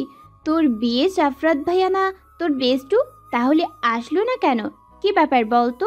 কেমন বেস্টু যে বেস্টুর বিয়েতে আসে না? হায়, আর দেখো আমার বেস্টু নিজেও বিয়ে করতেছে, সাথে আমিও বিয়ে করতেছি। এমন বেস্টু হতে হয় বুঝলা, একসাথে বিয়ে করতে হয়। তুই একা বেস্টুর সাথে বিয়ে করিস নাই, আমার দোস্ত করতেছে। সেটা কি আর তুই জানিস? সে তো আমার বোনকে উঠাই নিয়ে যাবে, বউ বানায়। সেটা জানলে তুই এখানে তুল কালাম বানায় দিতিস। একটু পর দেখা গেল সাফরাত বাইক নিয়ে ভেতরে প্রবেশ করে। তার ঠোঁটে লেগে আছে একটা অমায়িক হাসি। সাফরাতকে দেখে রূপ তার বাবা মা মুস্কি হাসতেছে। সাফরাতকে সেটা লজ্জা পেয়ে মাথা নিচু করে নিয়ে স্বর্ণাদের কাছে যায়, গিয়ে স্বর্ণার গায়ে হলুদ মাখিয়ে দিয়ে বলে, কি মনে হয় সন্ধ্যাবতী, যে আমার ফ্রেন্ডের বিয়েতে আসবো না, তাই না? এটা কি কখনো হয় বলো? এই যে দেখো চলে আসলাম, সাথে আমার সন্ধ্যাবতীকে হলুদ লাগানো হলো। বিয়ের জন্য তৈরি হও, সারপ্রাইজ ওয়েট করছে তোমার জন্য। যাই হোক, সন্ধ্যাবতী, খুব সুন্দর লাগছে তোমাকে। এই সন্ধ্যা রাতের তারাগুলি যেমন সৌন্দর্য বৃদ্ধি করে, ঠিক আমার সামনে বসা সন্ধ্যাবতী আজ সেই সৌন্দর্য বৃদ্ধি করছে। তার মারাত্মক সুন্দর লাগছে। আসো কয়েকটা সেলফি উঠাই। স্বর্ণা হা হয়ে তাকিয়ে আছে, কি সব বলতেছে। আবার সাথে আমার সন্ধ্যাবতী লাগাইছে। স্বর্ণা তাকাই দেখে তার মা বাবা হাসতেছে। সেদিকে স্বর্ণা ব্রুকুসকে তাকালে সবাই চুপ মেরে যায়। সাফরাত জোর করে হলুদ মাখিয়ে দিয়ে পুরো মুখে, সাথে সেটারও ক্যামেরার দ্বারা ভিডিও করে আর ছবি উঠায়। তারপর রূপকে আর রূপন্তিকাকে হলুদ লাগায় সবার থেকে বিদায় নিয়ে যায় কিছু না খেয়েই। অনুষ্ঠান শেষে স্বর্ণা নিজের রুমে গিয়ে বারবার ভাবতেছে সে রাতকে চিনতে ভুল করে নাই তো। কেমন যেন লাগতেছে তার, এত না ভেবেই ঘুমের দেশে পাড়ি জমায়। সকালে ঘুম থেকে উঠে রূপ ডাকাডাকিতে উঠে ফ্রেশ হয়ে খাওয়া দাওয়া করে নিজের রুমে বসে আছে মন খারাপ করে। এমন সময় রূপ আর রূপন্তিকা আসে। স্বর্ণার মন খারাপ দেখে রূপ স্বর্ণার পাশে বসে বলে, কি হয়েছে বনু, মন খারাপ কেন? আজকের দিনে এমন মুখটা প্যাঁচার মতো করে থাকলে হবে নাকি? আর তুই তো রাতকে পেয়ে যাচ্ছিস আর এভাবে মন খারাপ করে আছিস, কি হয়েছে বল আমাদের? আমরা কি কিছু করেছি? স্বর্ণার রূপকে জড়ায় ধরে ফুপিয়ে কেঁদে ওঠে। হুট করে এমন করা রূপ কিছুটা অবাক হয়। পরক্ষণেই বুঝতে পারে সবাইকে ছেড়ে যাবে, এই ভেবে হয়তো কান্না করতেছে। রূপর নিজেকে সামলাতে পারল না, বোনকে জড়িয়ে ধরে কেঁদে দিল। একটু পর রূপের মা বাবা রুমে এসে দেখে তারাও কেঁদে দিল। রূপন্তিকার বেচারা তো মুখ ভার করে বসে আছে। হঠাৎ করে ও কেঁদে উঠল। এবার সবাই ওর দিকে তাকালো। রূপ বলে বসলো, তোর আবার কি হলো? তুই তো এ বাড়িতেই থাকবি, তুই আবার কাঁদিস কেন? নাকি অন্য বাড়ি যাওয়ার শখ হয়েছে? কোনটা বলতো? ব্যাপার ভালো ঠেকায় না, মুখটা এমন করে রাখছিস কেন? না মানে বলছিলাম কি, আমি তো এই বাড়িতেই বিয়ে করতেছি। স্বর্ণার মতো তো সবাইকে ছেড়ে যেতে হবে না। তাহলে কি করব আমি? আমার যদি বিয়ের সময় কান্না না পায়, সবাই যদি আমাকে বিয়ে পাগলি বলে, এই ভেবেই কান্না পাচ্ছে। রূপন্তিকার কথায় সবাই হেসে দেয়। স্বর্ণা রূপন্তিকাকে মারতে শুরু করে। সবসময় মজা নিয়ে বসে থাকে রূপন্তিকা। বিয়ের সময় হয়ে এসেছে। সাফরাত আসলে তার সাথে মা ও তবে গেস্ট হয়। একটু পর রাত্রের বাড়ি থেকে ফোন দিয়ে জানায় বর পালাইছে। সেটা শুনে স্বর্ণা কান্না না করে অবাক হয়। সে যদি রাত হয় তাহলে কখনো পালাতো না, বুঝলেও রাত না, সব নাটক। স্বর্ণা এসব ভাবতেছে, তখন স্বর্ণার মা এসে বলে, স্বর্ণা মা, রেডি তো হয়ে আছিস? সবাই কানাঘুষা করতেছে যে মেয়ের বিয়ে দিতে পারলাম না। কত কি, তাই বলছিলাম কি, সাফরাত ছেলেটা তো ভালো, আমরা চাচ্ছি ওর সাথে তোর বিয়ে দিব আমরা। ওর বাবা মাও রাজি, নিচে আয়। তুমি কি বলতে চাচ্ছ আমি তোমাদের বোঝা হয়ে গেছি যে এখন যার তার সাথে বিয়ে দিয়ে দেবে আমাকে? আমি রাত ছাড়া কাউকে বিয়ে করব না। যতদিন রাত না আসে আমি বিয়ে করব না। যাও আমার চোখের সামনে থেকে। আমি একবার যখন বলছি বিয়ে করব না তো করব না। স্বর্ণা রেগে কথাগুলো বলে। তখন রূপ ও রুমে চলে আসে। স্বর্ণা রাজি হচ্ছে না দেখে রূপ কিছুটা রেগে যায় আর রাগের মাথায় বলে, হ্যাঁ, তুই আমাদের বোঝা হয়েছিস। বয়স কম না তোর, এখন মানুষও কথা শোনাচ্ছে। সারা জীবন তাকে বসে বসে খাওয়ানোর ইচ্ছা আমাদের নেই, তাই চুপচাপ বিয়ে করে নিয়ে আমাদের শান্তি দে। তোকে নিয়ে মানুষের কথা শোনার ইচ্ছে আর করছে না। বাইরে সবাই যা নয় তাই বলছে, সেটা আমাদের শুনতে ভালো লাগছে না। রূপের কথা স্বর্ণা রূপের দিকে তাকায়। তারপর কিছু না বলে তার মায়ের সাথে যা বলে সে বিয়েতে রাজি হয়ে যায়। এবার রূপ কিছুটা অবাক হয় হুট করে রাজি হওয়ায়। বিয়ে শেষে স্বর্ণা কারোর সাথে কথা না বলে সাফরাতের গাড়িতে উঠে বসে। সবাই বুঝতে পারে স্বর্ণা রেগে আছে। রূপের কিছুটা খারাপ লাগে। এবার যাওয়ার সময় সাফরাত বলে, মা, আপনারা চিন্তা করবেন না, আমি ম্যানেজ করে নিব ওকে। আমি কোনো কষ্ট পেতে দিব না, আপনারা নিশ্চিন্তে থাকতে পারেন। আর রূপ, আমার উপর তো তোর বিশ্বাস আছে, কান্না করিস না। তোর বোন হ্যাপি থাকবে, হাসি, দোয়া কর। গাড়িতে যাওয়ার সময় সাফরাত দেখে স্বর্ণা অন্যদিকে মুখ করে নীরবে কেঁদে যাচ্ছে। সাফরাত মুচকে এসে তার মাকে ইশারায় বলল যেন স্বর্ণাকে সামলায়। তার মা স্বর্ণার পাশে এসে স্বর্ণাকে টেনে নিজের বুকে জড়ায় নেয়। স্বর্ণাকে না দেখে কেঁদে ওঠে। সাফরাতের মা কিছুটা অবাক হয়, এতে এত কান্না করার কি আছে। তবুও কিছু বলল না, কিন্তু সাফরাতের দিকে রাগে চোখে তাকাই আছে। মেয়েটাকে সত্যি বললে কি এমন হবে? বাসায় এসে স্বর্ণা অনেকটা অবাক হয়। মানুষের অভাব নাই, এমনকি বাড়ি সাজানো আছে। এই সময়ের মধ্যে কখনো সব সম্ভব না। তাহলে কি সব আগে থেকে প্ল্যান ছিল, নাকি কিছুই মাথায় আসতেছে না স্বর্ণার। সব নিয়ম শেষে স্বর্ণা রুমে গিয়ে ঘুমাবে। এমন সময় বিছানায় তাকাই দেখে বিছানাও সাজানো। স্বর্ণার বুঝতে বাকি নেই সব প্ল্যান ছিল। আর তার ভাই আগে থেকে জানতো যে রাতুল রাত না, আর রাতকে ছাড়া স্বর্ণা কাউকে বিয়ে করবে না, যার জন্য প্ল্যান করে সব করছে। স্বর্ণার রেগে ফুল সব ছিঁড়তে শুরু করে আর চিল্লাতে চিল্লাতে বলে, আমাকে ঠকানো হয়েছে। সব আগে থেকে জেনেও কেন এমন করলো ভাইয়া? আমি কি এত বোঝা হয়েছিলাম যে আমাকে মিথ্যা বলে বিয়ে দিয়ে দিল? আমাকে একটাবার বলার প্রয়োজন মনে করলো না। মানি না আমি এই বিয়ে, মানি না। আমি থাকবো না এখানে। স্বর্ণার চিল্লাচিল্লিতে সাফরাত আর তার মা রুমে এসে দেখে এই অবস্থা। স্বর্ণাকে তারা থামানোর চেষ্টা করলেও লাভ হয় না। সাফরাত তার মাকে রুমে দিয়ে পাঠায়। সাফরাত দরজা লাগিয়ে স্বর্ণার সামনে গিয়ে বুকের সাথে জড়িয়ে নেয়। স্বর্ণা সারাতে না পেরে একের পর এক কামড় বসায় সাফরাতের বুকে। একসময় নীরব হয়ে পড়লে স্বর্ণাকে বিছানায় শুয়ে দেয় সাফরাত, নিজেও তার পাশে শুয়ে পড়ে। খুব ভোরে স্বর্ণার ঘুম ভাঙে। চোখ খুলে নিজেকে সাফরাতের বাহুতে আবিষ্কার করে। স্বর্ণা ঝটকা মেরে সাফরাতকে সরিয়ে দেয়। সাফরাত এবার চোখ খুলে বোঝার চেষ্টা করে কি হয়েছে, কিন্তু বুঝে উঠতে পারে না। স্বর্ণা রাগীভাবে চিল্লিয়ে বলে, আপনি কি ভেবেছেন বিয়ে করেছেন বলে কিনে নিয়েছেন আমাকে? একদম কাছে আসার চেষ্টা করবেন না বলে দিলাম। আমি শুধু রাতের, আর কারো না। আপনি সব জেনে কেন আমাকে বিয়ে করছেন? আপনাকে আমি বলি নাই বিয়ে করার কথা? জোর করে ভাইয়ার সাথে প্ল্যান করে সব করছেন আপনারা। আপনার মুখ দেখতেও আমার ঘৃণা হচ্ছে। কোন সাহসে আমাকে জড়াই ধরছেন? শরণ্যা, প্লিজ আস্তে কথা বলো, বাইরে সবাই শুনে ফেলবে। আমার রুম সাউন্ড প্রুফ না। এত বড় লোকই আমার ভালো লাগে না, তাই আস্তে কথা বলো। আর হয়তো ঘুমের মাঝে জড়িয়ে ধরেছিলাম, এতে এত চিল্লানোর কি আছে? এত রিয়েক্ট করছো কেন বুঝলাম না। আমি তো তোমার জামাই, অন্য কেউ না। যাও, আজান দিয়েছে, নামাজ পড়ে এসে ঘুমাও। জামাই মাই ফুট, বললাম না আমি এই বিয়ে মানি না, মানে মানি না। আর কিসের জামাই? আর একদিন যদি কাছে আসা দেখি মেরে ফেলবো বলে দিলাম। এই বাড়িতে থাকার ইচ্ছে আমার নেই। তার থেকে বড় কথা, আমি আর নিজের বাড়িও ফিরে যাব না। বোঝা হয়ে গেছি সবার। যতদিন না রাতকে খুঁজে পাই এখানেই থাকবো, আপনি দূরে থাকবেন আমার থেকে। সাফরাত বিরক্ত নিয়ে উঠে অজু করে নামাজ পড়তে বসে। একটু পর স্বর্ণা এসে সাফরাতের পাশে বসে একসাথে দুজনই নামাজ আদায় করে। স্বর্ণা উঠে যাবে এমন সময় সাফরাত স্বর্ণার হাত টেনে বসায় আর বলে, দেখো সন্ধ্যাবতী, যা হবার হয়েছে সব মেনে নাও। এখন বিয়ে হয়ে গেছে, তাই সব বাদ দিয়ে সংসারে মন দাও। আর প্লিজ, যাই করো না কেন, আম্মু আব্বুর সাথে খারাপ ব্যবহার করো না কখনো। তোমাকে নিজের মেয়ের মতোই ভালোবাসবে। তাদের কোনো মেয়ে নেই।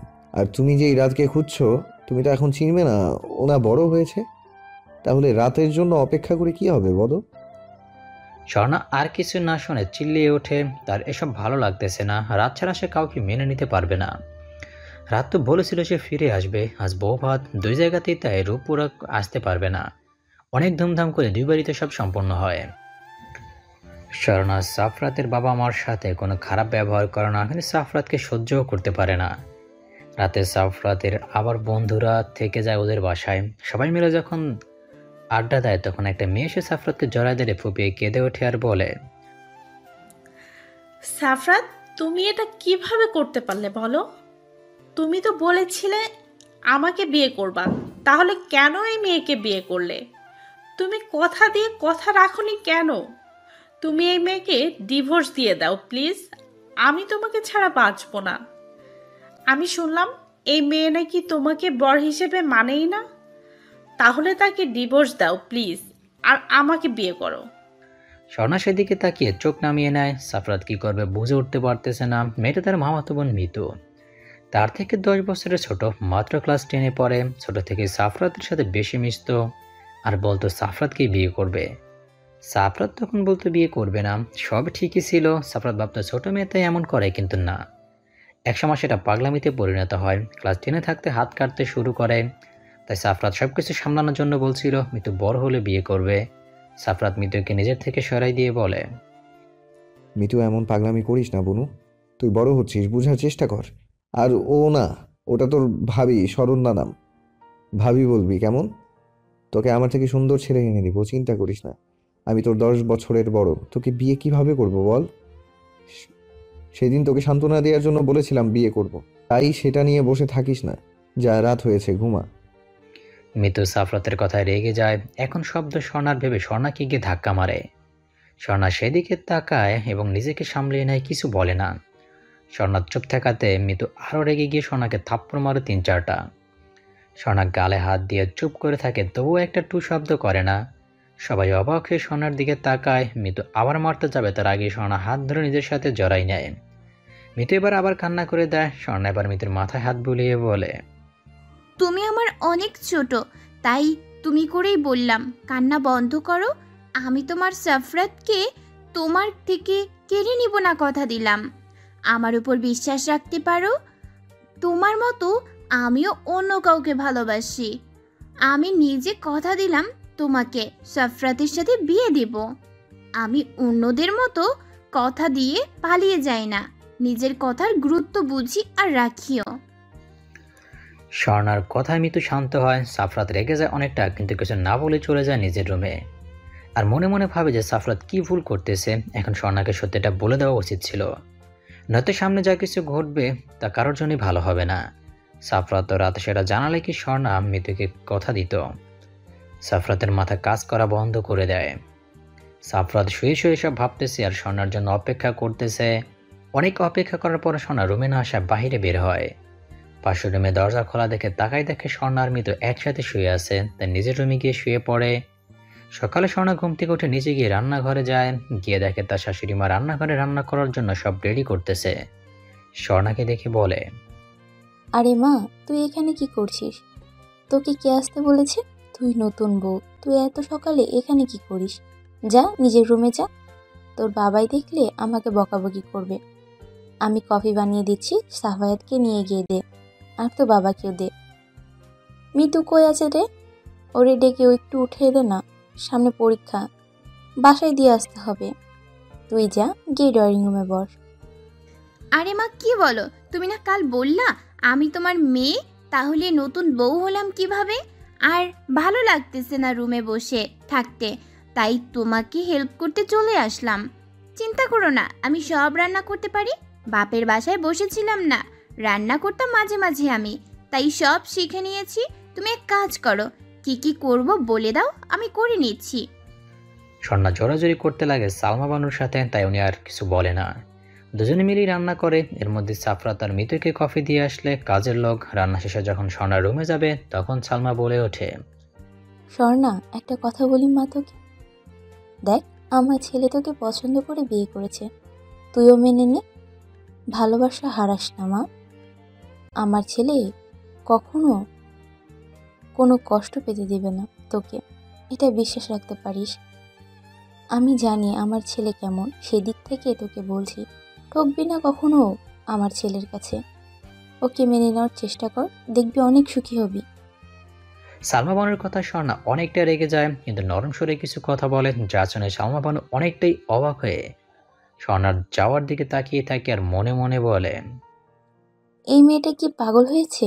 না, মানুষ ভালোবাসে ঠিক, কিন্তু ও ছোটবেলার ভালোবাসা নিয়ে পড়ে আছে। আর এই সাফায়াতকে নিয়ে আর পারি না, বললে কি হয় ওই রাত। আর এই মেয়ে দিন দিন যে পাগলামি করছে, সাফায়াত সত্যি কথা না বললে কোনো একদিন জানি বাড়ি ছেড়ে চলে যায়।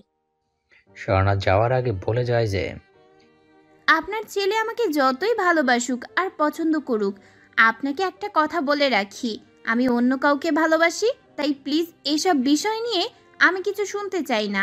আপনার সাথে আমি খারাপ ব্যবহার করতে চাই না, সেই জন্য বেশি কিছু বলবো না। আপনিও এই বিষয় নিয়ে কিছু বলবেন না মা। এখন স্বর্ণা রুমে গিয়ে দেখে সাফরাত গোসল করে বের হচ্ছে, খালি গায়ে শুধু একটা ট্রাউজার পরা আছে। স্বর্ণা চিল্লিয়ে ওঠে। সাফরাত স্বর্ণার দিকে তাকায়, নিজের দিকে একবার তাকায় আর বোঝার চেষ্টা করে ট্রাউজার পরা তো আছে, তাও চিল্লায় কেন তাহলে? ছি। স্বর্ণার চোখ খোলে, আরেকবার সাফরাতের দিকে তাকিয়ে দেখে আয়নার সামনে দাঁড়িয়ে চুল ঠিক করতেছে। স্বর্ণা মুখ ফসকে বলে, সে নির্লজ্জ। সাফরাত একবার আর চোখে তাকিয়ে দেখে আর বলে, যাও, রেডি হয়ে আসো। ও না, গোসল করে আসো, তোমার বাড়ি থেকে মানুষ আসবে তোমাকে নিতে। তাড়াতাড়ি করো, মুখটা এমন করো না গো, ফাস্ট। ও হ্যাঁ, শাড়ি পরো, গোসল করে দেখো আলমারিতে শাড়ি আছে। এসব জামা কাপড় আজকে পরার দরকার নেই। স্বর্ণা কিছু না বলে মুখ বাঁকিয়ে শাড়ি বের করে নিয়ে গোসল করে বের হয়। শাড়ি পরতে পারে, সেজন্য কোনো অসুবিধা হয় না, একাই পরে। শাড়ি পরে আয়নার সামনে দাঁড়ায়, যখন কুচি ঠিক করে তখন পেছন থেকে সাফরাত রাগী সুরে বলে, আবারও সন্ধ্যাবতী দাঁড়া, আবারও সন্ধ্যাবতী সাদা শাড়ি পরেছ। একবার বৃষ্টিতে ভিজে শরীর দেখিয়েছ, এমনকি শরীরের তিলটাও বাদ যায়নি। আজকে আবার সাদা শাড়ি। স্বর্ণা কথাটা শুনে তড়িঘড়ি ঘাড়ের জায়গাটা শাড়ি দিয়ে ঢেকে নেয়, রাগী চোখে সাফরাতের দিকে তাকিয়ে বলে, ওই আপনার সমস্যা কি? হ্যাঁ, চোখ নিচে নামান। এইরকম নির্লজ্জের মতো মানুষের দিকে তাকায় আছেন কেন? ছি, লজ্জা করে না আপনার? ওয়েট, তার মানে সেই দিন আপনি ছিলেন, আমার কাছে যে কোটটা আছে সেটা আপনার? ও, কিন্তু তাই বলে শরীর দেখবেন? সাফরাত স্বর্ণার এমন কথা শুনে জোরে হাসতে লাগে। স্বর্ণা মন খারাপ করে তাকিয়ে আছে। সাফরাত এবার চুপ মেরে যায় আর স্বর্ণাকে বলেন নিচে যেতে। সবাই মিলে খাওয়া দাওয়া করে। মিতু খাওয়া দাওয়া করে বাসায় চলে গেছে। একটু পর রূপা রূপন্তিকা আসে, সাথে আরও কয়েকজন আসে। রূপ সরাসরি স্বর্ণার কাছে এসে বসে, কিন্তু স্বর্ণা অন্যদিকে মুখ ঘুরিয়ে নেয়। রূপন্তিকা এসে জড়াই ধরে স্বর্ণাকে, তবুও স্বর্ণা কথা বলে না। স্বর্ণা ভাবে রূপন্তিকাও সব জানতো। রূপন্তিকা বুঝতে পেরে বলে, প্লিজ আমার কথা শোন, আমি কিচ্ছু জানতাম না, আমাকে কেউ কিচ্ছু বলে নাই। তুই আর আমি ছাড়া সবাই জানতো। রূপ আমাকে কালকে বলেছে যে রাতুল রাত না। প্লিজ রাগ করিস না সোনা, নয়তো কান্না করব আমি। আমি তো কিচ্ছু জানতাম না রে, প্লিজ যা হবার হয়েছে, আর রাগ করিস না, সব কিছু মেনে নে। আপনারা কেন আসেন এখানে? আমি যাব না? আসছেন, খাবেন, চলে যাবেন। আমি আপনাদের বাসায় যাব না। একদম আমার কাছে আসার চেষ্টা করবেন না কেউ। আমি তো আপনাদের বোঝা হয়ে গেছি। তো বিদায় করছেন, এখন আবার নিতে আসছেন কেন? এখন কি বোঝা মনে হবে না? তখন তো আমাকে একা খাওয়াতেই কষ্ট হতো।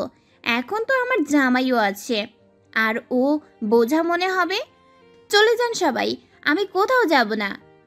স্বর্ণা রেগে চিল্লিয়ে কথাগুলো বলে। রূপ মন খারাপ করে বসে আছে আর রূপন থেকে কেঁদেই দেয়। রূপ কি বলবে বুঝতে পারতেছে না। স্বর্ণা সেখানে না থেকে উপরের রুমে চলে যায়। সারাদিনে একটা বড় দরজা খোলে না। বিকেলের দিকে সাফরাত গিয়ে বলে সবাই চলে গেছে, তখন দরজা খুলে দেয়। সাফরাতের মা নিজে খাবার এনে স্বর্ণাকে খাইয়ে দেয়। স্বর্ণাও লক্ষ্মী মেয়ের মতো খেয়ে নেয়। রাতে স্বর্ণা যখন শুয়ে আছে তখন সাফরাত স্বর্ণাকে পেছন থেকে জড়িয়ে ধরে স্বর্ণার কানে কানে বলে, তোমাকে কিছু সত্যি বলার আছে সন্ধ্যাবতী। চলো বারান্দায় যাব, আর আজকে তোমাকে খুশির খবর শোনাবো। স্বর্ণা ঝটকা মেরে সাফরাতকে সরিয়ে দেয় আর রাগী সুরে বলে, কোনো কিছু শোনার ইচ্ছে আমার নেই। আপনি সরেন আমার কাছ থেকে। আমি কাল থেকে ভার্সিটি যাব, তাই বিরক্ত না করে ঘুমাতে দিন। সাফরাতকে স্বর্ণা ধাক্কা দিয়ে সরিয়ে দেয়। সাফরাত আজকে স্বর্ণাকে সত্যি কথা বলতে চাইছিল, কিন্তু স্বর্ণা কোনো কথাই শোনে না। সাফরাতও রাগ করে আর জোর করে কিছু বলতে চায় না। সাফরাত অন্য পাশেই ঘুমিয়ে পড়ে আর স্বর্ণা নীরবে কান্না করতেছে। সাফরাত বুঝতে পারে ও কিছু বলে নাই, কি বলবে, কিছু তুই শোনেইনি স্বর্ণা।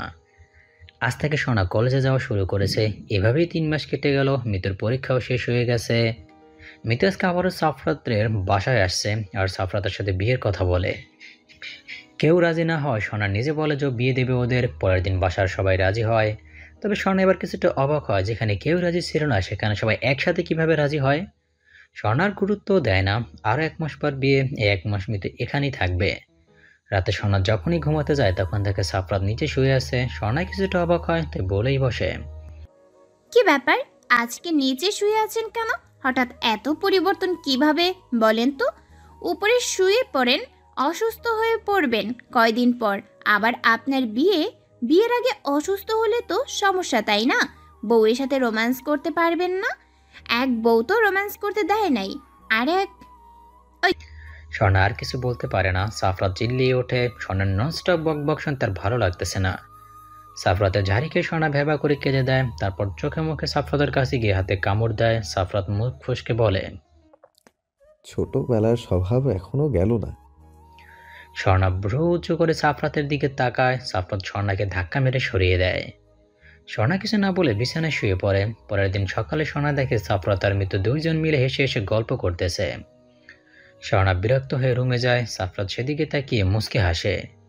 রাত 11টার সময় সাফরাত রুমে আসে। তখন স্বর্ণা মাত্রই সাফরাতের ডায়েরিতে হাত দিতে গেছিল। সেটা দেখি সাফরাত স্বর্ণার গালে 2টা চড় বসায়। স্বর্ণা অবাক হয়ে সেদিকে তাকিয়ে আছে। তোমার সাহস হয় কিভাবে আমার ডায়েরিতে হাত দেওয়ার? তুমি আমার ওয়াইফ না, কয়দিন পর ডিভোর্স তো দিয়ে দেব। তাই এই অধিকার আমাকে দেখাতে এসো না। আমার ডায়েরিতে হাত দেওয়ার চেষ্টা করবা না বলে দিলাম। আমাকে এতটা ভালো ভেবো না, যতটা ভালো ততটা খারাপ আমি। স্বর্ণা উল্টো সাফরাতের গালে 2টা কামড় বসিয়ে দেয়। তারপরে সাফরাতের হাতে কামড় দিয়ে রাগে সুরে বলে, ঠিকই ভাবছিস আমি অবলা নারী? তুই চর মারবি আর আমি কিছু বলবো না? আমি তেমন মেয়ে না, ওকে? তুই ডায়েরি বাইরে রাখছিস কেন? সেই জন্য আমি পড়তে চাইছিলাম। কি এমন বলা আছে এই ডায়েরিতে যে আমার হাত দেওয়া যাবে না? আর কি বা আছে জানা আছে? আমার কোনো এক মিথ্যা নাটক, যেটাও কেউ একজন এত বছর ভালোবাসা ভেবে কষ্ট পেয়ে সবাইকে কষ্ট দিয়ে আসছে। সাফরাত স্বর্ণার কথা মাথা উঁচু করে স্বর্ণার দিকে তাকায়। তার মাথায় ঢুকলো না এই কথার মানে। স্বর্ণা সাফরাতের দিকে তাকিয়ে কেঁদে দেয়। হাত দিয়ে রক্ত বের হচ্ছে, এমনকি সাফরাতের চোখেও পানি। স্বর্ণা তাড়াতাড়ি মলম আনে। সাফরাত রেগে যায়, এত জোরে কেউ কামড় দেয় নাকি? তার উপর আবার নিজেই কান্না করতেছে। সাফরাতের মনে হয় ছোটবেলার কথা, যখন সাফরাতকে কামড় দিয়েছিল তখন রক্ত বের হচ্ছিল। সেটা দেখে স্বর্ণা নিজেই কান্না করে দিয়েছিল। সাফরাত স্বর্ণার থেকে মলম কেড়ে নেয় আর বকাবকি করে স্বর্ণা মন খারাপ করে বিছানায় শুয়ে পড়ে। সকালে স্বর্ণা ঘুম থেকে উঠে অনেকটা অবাক হয়। সারা বাড়ি সাজানো আছে। তার থেকে বড় অবাক হয় সাফরাত তার সামনে একটা পেপার এগিয়ে দেয়। সেটা হাতে নিয়ে যা দেখে, সেটা দেখে স্বর্ণা অবাকের চরম পর্যায়ে পৌঁছে যায়। Divorce paper? ইয়েস সন্ধ্যাবতী। ও সরি, সন্ধ্যাবতী বলার মতো অধিকার আমার নেই। হ্যাঁ, এটা ডিভোর্স পেপার। আমরা একটা বউ থাকা অবস্থায় কখনো অন্য কাউকে বিয়ে করতে পারি না, তাই না? সেজন্য ডিভোর্সের ব্যবস্থা করে দিয়েছি। আমার সই করা আছে, এখন তুমি সই করে দাও। আর 3 দিন পর বিয়ে। আজ মেহেদি সন্ধ্যা, কাল হলুদ, পরের দিন বিয়ে। তাই এখন থেকে সব সাজানো হয়ে গেছে, ফার্স্ট সই করো। স্বর্ণার প্রচুর রাগ উঠতেছে, মন চাচ্ছে এখানেই পেপারটা ছিঁড়ে ফেলতে, কিন্তু সেটা করতেও রাগ লাগতেছে। তখনই দেখে রূপবন্তিকার, এমনকি তাদের বাড়ির সবাই আসছে সাফরাতের বিয়ে খাওয়ার উদ্দেশ্যে। স্বর্ণা এখনো কারোর সাথে কথা বলেনি, সাফরাত তাড়া দিচ্ছে বারবার সই করার জন্য। স্বর্ণা একবার চোখ বন্ধ করে জোরে নিঃশ্বাস নিয়ে সই করে দেয়, সাথে সাথে সাফরাত পেপারটা কেড়ে নেয়।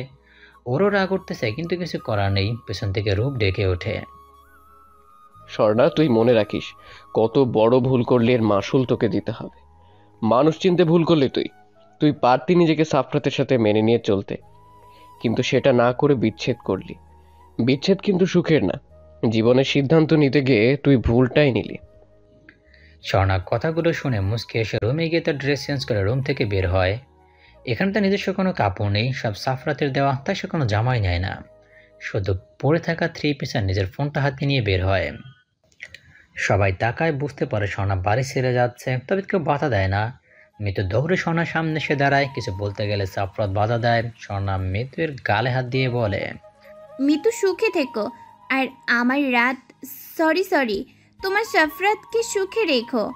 আমি কি বলেছিলাম তোমাকে যে আমি কথা দিলে কথা রাখি, আমি অন্য কারো মতো না। কিন্তু দেখো, তোমার প্রিয় জিনিসটা তোমাকে উপহার দিলাম।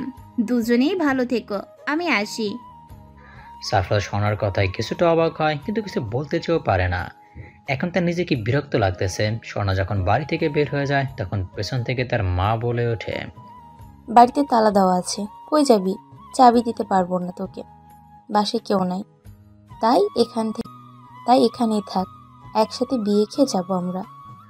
স্বর্ণা পেছন ফিরে তাকায়, চলে যেতে লাগে, তখন কি মনে করে আবার পেছনে আসে আর বলে, মনে রাখবেন, আপনাদের সাথে আমার সম্পর্ক সেই দিন শেষ করছি যেদিন আমার বিরুদ্ধে আমাকে বিয়ে দিয়েছেন।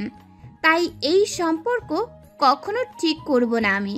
আমাকে ঠিক করে বোঝালে আমি ঠিকই বুঝতাম, কিন্তু না, আপনারা সব জেনে বুঝে আমার সাথে বেইমানি করছেন, এমনকি সাফরাতের বিষয়ে জানার পরও। তাই আমি আপনাদের বাসায় যাচ্ছি না, আমি নিজের ঠিকানা খুঁজে নিতে জানি। ভালো থাকবেন, আর কখনো দেখা হবে না আপনাদের সাথে। স্বর্ণা চলে যাওয়া মাত্রই সাফরাত রেগে পেপার ছিঁড়ে ফেলে আর চিল্লিয়ে বলে, এক রূপ, তোর বোনের অ্যাটিটিউড দেখ। খুব ভাবনা তোর বোনের, শেষ প্ল্যানটাও কাজ করলো না। তোর বোন তো এই বাড়ি ছেড়ে চলে গেল, এখন কি হবে? আমার মাথা কাজ করা বন্ধ করে দিয়েছে। এসব আর ভালো লাগছে না। আমার ভাবতেও অবাক লাগছে যে এই মেয়ের সাথে আমি ছোটবেলায় 1.5 বছর সময় কাটিয়েছি। এটা কি সেই মেয়ে? এমন জেদি ছিল না কখনো। মন চাচ্ছে এখনই ওরে গলা টিপে মারি, শয়তান মেয়ে একটা। কুল বেবি কুল, সব ঠিক হবে, চিন্তা করিস না। আর দোষ তোকে বারবার বলেছিলাম যে স্বর্ণা এক কথার মানুষও রাত ছাড়া কিছু বোঝে না। আর তুই কিনা, তোরও অ্যাটিটিউড কম না। তুই বলতে পারতিস যে তুই রাত, তা না করে কি করলি যে তোকে যেন নিজে চিনে নেয়। এখন আমি বলি দোষ তোর, কারণ তুই তো ছোটবেলার কথাই ভুলে গেছিলিস। আর সেই তুই কিনা এখন অন্যরকম জেদ খাটাচ্ছিস। আমার কি মনে হয় জানিস, স্বর্ণা সত্যিটা জানার পর কখনো তোকে মানবে না। এই কোন সত্যি? হ্যাঁ, মানলাম আমি মনে রাখিনি ছোটবেলার কথা, ছোটবেলার প্রতিশ্রুতি, কিন্তু সেজন্য কি আমার দোষ নাকি? আমি শহরে আসার পর সব ভুলে গেছিলাম। সেদিন আমার ছবিটা দেখে আমার সব মনে পড়ে। কই, তোর বোনেরও তো দোষ আছে। সে নাকি রাতকে ভালোবাসে, তো চিনতে পারলো না কেন আমাকে বল? আর ও কখনো জানবেই না যে আমি সব ভুলে গেছিলাম। কখনো বলবো না। ওরে বলবো আমি দেখতে চাচ্ছিলাম যে ও রাতকে কতটা ভালোবাসে। যা সর, নেক্সট প্ল্যান কর, নয়তো লাচ্ছি খাবি সবাই। কারণ আমার সন্ধ্যাবতীকে ডিভোর্স দিয়ে দিলাম তোদের প্ল্যান মতো। তোর কপাল খারাপ হতে পারে, সন্দেহ নাই।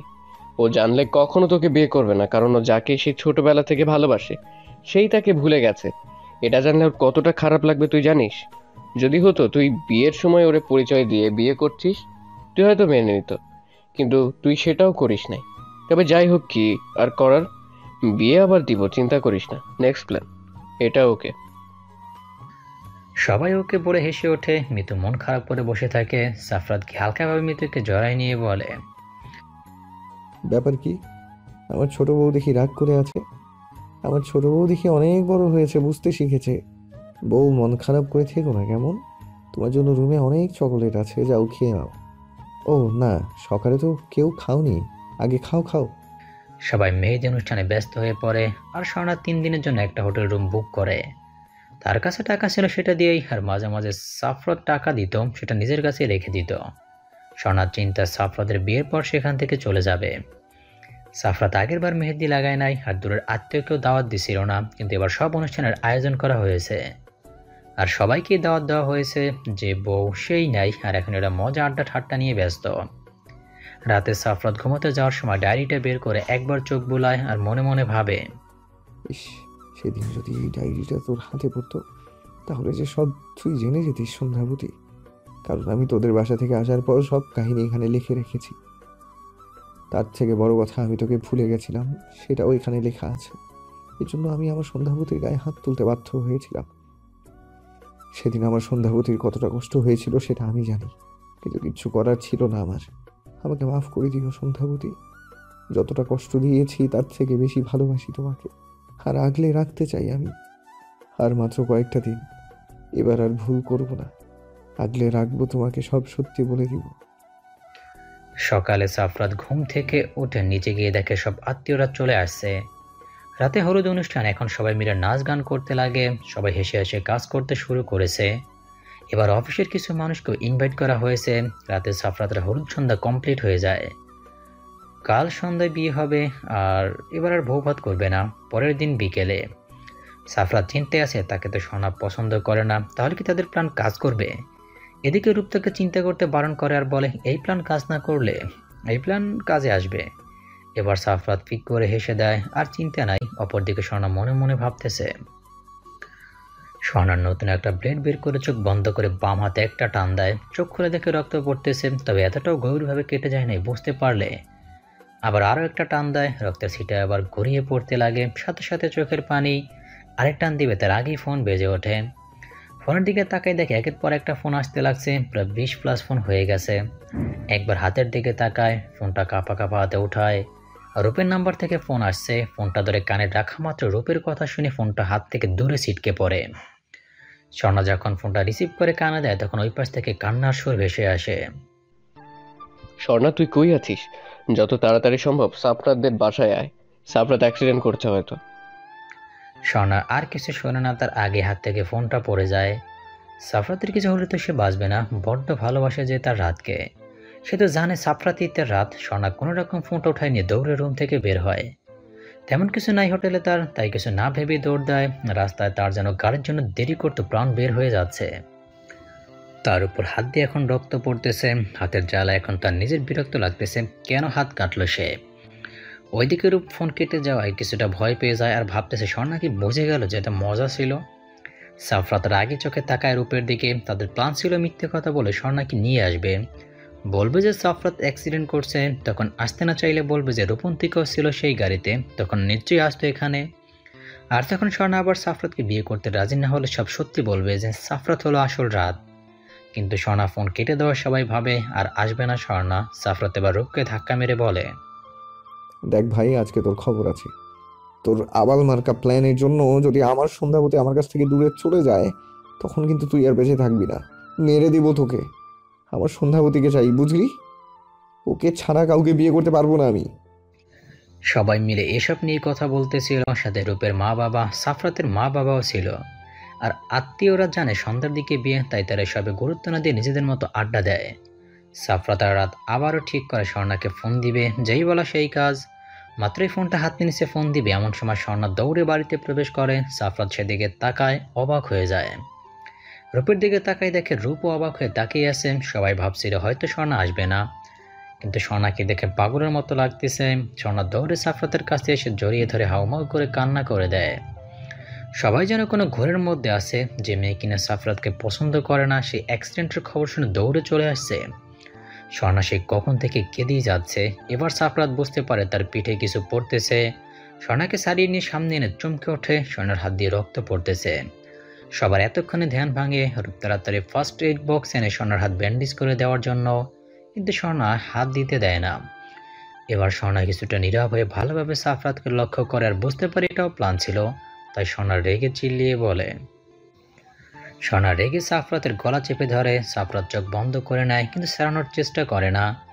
রূপ স্বর্ণার হাত সরায় সাফরাতের গলা থেকে, সাফরাত জোরে জোরে নিঃশ্বাস নেয়।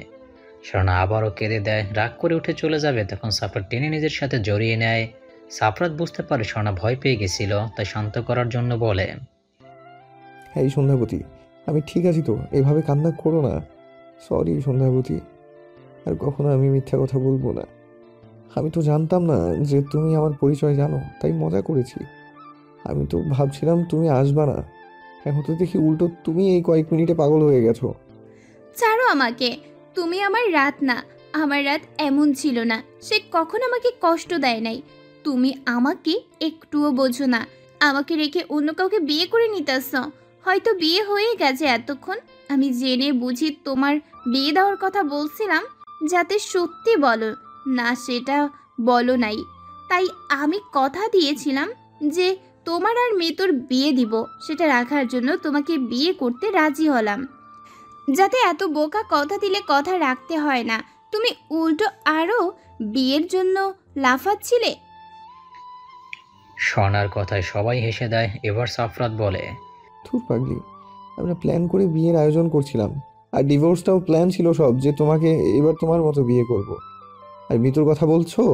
ওরে আমি বুঝাইছি, ওর পরীক্ষার পর যেদিন আমাদের বাসায় আসে সেদিন। ফ্ল্যাশব্যাক। মিতু যখন সাফরাতের সাথে দেখা করার জন্য আসে, তখনই সাফরাত অনেক বুঝে শুনে মিতুর কাছে যায় আর মিতুর পাশে বসে বলে, মিতু, তোকে একটা কথা বলি শোন। তোর ভাবি মানে শরণ্যাও আমাকে ছোটবেলা থেকে ভালোবাসে, মানে রাতকে। তারপর আমি শহরে আসি, তাই আর ও আমাকে পায় না। কিন্তু ও সেই ছোটবেলার রাতকেই ভালোবাসে, যার জন্য আমাকে মেনে নেয় না স্বামী হিসেবে। তুই দেখ, তোর ভাবি এখনো আমাকে পাগলের মতো ভালোবাসে। ভালোবাসা জোর করে নয়, ভালোবেসে আদায় করতে হয়। তুই কিন্তু আমাকে ভালোবাসিস না, এটা তোর আবেগ আর জেদ। না হলে দেখ, কখনো জেদ করতিস না। তুই বল, যে তোকে ভালোবাসে না তার পেছনে পড়ে থেকে তোর কি লাভ? তুই তো আমার বোন হোস, তাই না? আচ্ছা, তোকে বোন বলে রাগ করিস, সেটাই তো, তাই না? এবার ছোট বউ বলে ডাকবো কেমন? ধন্যবাদ ভাইও। থুকু জামাই, এভাবে বোঝানোর জন্য। সরি, তোমাকে অনেক জ্বালিয়েছি, আর জ্বালাবো না। এবার ছোট্ট বউ হিসাবে জ্বালাবো। আচরণ ভাইয়া, একটা প্ল্যান করি। তুমি আমাকে বিয়ে করতে চাও, মানে ভাবি তো তোমার সাথে আমার বিয়ে দিতে চাইবে। প্রথমে রাজি হবে না, পরে রাজি হবা। আমরা ভাবির সাথে গেম খেলবো, পরে বিয়ের দিন রাতে ভাবিকে বলবা তুমি রাত, তারপর তোমরা আবার বিয়ে করবা। কারণ তখন আমি বিয়েতে ছিলাম না, আনন্দ করতে পারিনি। Please please. বর্তমান সাফরাত বলতে লাগে, তাই আমিও আর না করতে পারিনি ওর কথা রাখার জন্য এসব। আর তুমি হাত কাটবা সেটা কে জানতো? কি অবস্থা হয়েছে হাতের বলো তো? এমন পাগলামি কেউ করে নাকি? আর তুমি যখন জানতে আমাকে বলনি কেন? আর কবে জানতে পেরেছো যে আমি রাত? সাফরাত আর কিছু বলতে যাবে, কিন্তু তার আগে একটা চরের শব্দ সেদিকে তাকায় যে কে কাকে চর মারছে। সাফরাত সেদিকে তাকায় অবাক প্লাস ভয় পেয়ে যায়, আবার ঢোক গিলে উঠে পড়ে পালানোর জন্য, কারণ চরটা স্বর্ণা মারছে, তাও আবার রূপের গালে। সাফরাত ভালোভাবেই জানে স্বর্ণা যদি রূপকে মারতে পারে তাহলে তাকে খামড় দিয়ে শেষ করবে। এই ভেবে সাফরাত উঠে দৌড় দেয় নিজের রুমে। এদিকে স্বর্ণা রেগে আছে, রূপ ফোন দিয়ে মিথ্যে বলল কেন, যার কারণে ছোট হয়ে রূপের গায়ে হাত তুলছে। রূপ বোকার মতো তাকায় আছে স্বর্ণার দিকে। রূপ কিছু বলতে যাবে তার আগে স্বর্ণা পাশ থেকে একটা লাঠি উঠাই নেয়, সেটা দেখে রূপ ভো দৌড় মারে। এবার স্বর্ণা ফিরে মিতুর দিকে তাকালো, মিতুও দেয় এক দৌড়। রূপন্তিকা ভাবতিছে সে কি করবে, বেচারা ভয়ে কেঁদে দেয়। এবার সবাই পেট চেপে হাসতে শুরু করে। স্বর্ণ এবার হেসে দেয়, হাসতে হাসতে নিচে বসে পড়ে। কিছুক্ষণ পর সাফরাত উকি দিয়ে দেখতেছে যে নিচে সব নীরব হয়েছে নাকি। দেখে সবাই বসে গল্প করতেছে। তখন সাফরাত নিচে আসতে যাবে, সেই সময় রূপও নিচে আসতেছিল। দুজনই ধাক্কা লাগে, ধরম করে নিচে পড়ে। সবার মাঝে আরেক দফা হাসির রোল পড়ে যায়। সাফরাত আর রূপ দুজনকে বকাবকি করে নিচে এসে সবার সাথে বসে। ওই কাজী সাহেব আসলে চল আগে তোদের বিয়েটা দেওয়া হোক। বাহ, কি ভাগ্য! 2বার তোরা বিয়ে করছিস। হ্যাঁ, আমি যদি পারতাম। আচ্ছা সব পরে। আর স্বর্ণা এখন বেঁকে না বসে, যা সেজে গুজে আয়। পার্লারের লোক আসছে, তাড়াতাড়ি কর। সাফরাত তুইও যা, রেডি হয়ে আয়। আর কেউ বাদরামি করবি না। স্বর্ণার সাফরাত লক্ষ্মী সেলিমের মতো উঠে চলে যায়, তারপর রেডি হয়ে বিয়ের জায়গায় আসে। আবারও নতুন করে বিয়ে উঠানো হয়। এবার অনেকটাই ফটোশ্যুট করা হয়। আত্মীয়রা সবাই রাতেই বাসায় চলে গেছে। সবাই ড্রয়িং রুমে বসে আছে। সবাই আজকে অনেক হ্যাপি। সেখানে সাফরাত তার স্বর্ণাও আছে। তখন স্বর্ণাকে রূপন্তিকা বলে, স্বর্ণা, এটা বল যে তুই কিভাবে জানতে পারলি যে সাফরাত ভাইয়া তোর রাত? কারণ আমি নিজেও জানতাম না এটা। ভাইয়ার মেহেদি অনুষ্ঠানের দিন জানতে পারছি। সবাই জানতো, যেন জেনে তোর সাথে বিয়ে দিচ্ছিল। জানিস না, আমাকে বলে নাই কারোর সাথে কথা বলবো না রে আমরা, কেমন? সেটা বিয়ের একদিন পরের কাহিনী, যেদিন রূপরা সাফরাতের বাসায় আসে। কিন্তু স্বর্ণা রুমে গিয়ে দরজা লাগিয়ে দেয়। তখন তার সামনে সাফরাতের ডায়েরিটা খুলে পড়ে বুঝতে পারে এটা রাত। তার থেকে বড় কথা, সাফরাতের কিছু মনে ছিল না বলতে, তার কোনো গুরুত্ব ছিল না, ভুলে বসেছিল। তো আমাকে এমন ইগনোর করতে কেন? কি একটা ব্যবহার করতে আমার সাথে? তাহলে জেনে বুঝে এত কিছু? আমি ভাবছিলাম যে তুমি নিজে আমাকে চিনো। আমি ভাবছিলাম যে তুমি নিজে আমাকে চিনে নাও। তুমি তুমি নাকি ভালোবাসো আমাকে, সেজন্য। এদিকে আমি অন্য কথা ভেবে বসেছিলাম যে তুমি চিনবা, আর একদিকে তুমি ভাবতে যে আমি নিজে স্বীকার করি। হায় রে! আরে এই গ্রাম থেকে আসার পর প্রায় 6 মাস পর এই দাগটা নজরে আসে। কেমন যেন ভালো লাগতো, তাই নিজে কামড় দিতাম।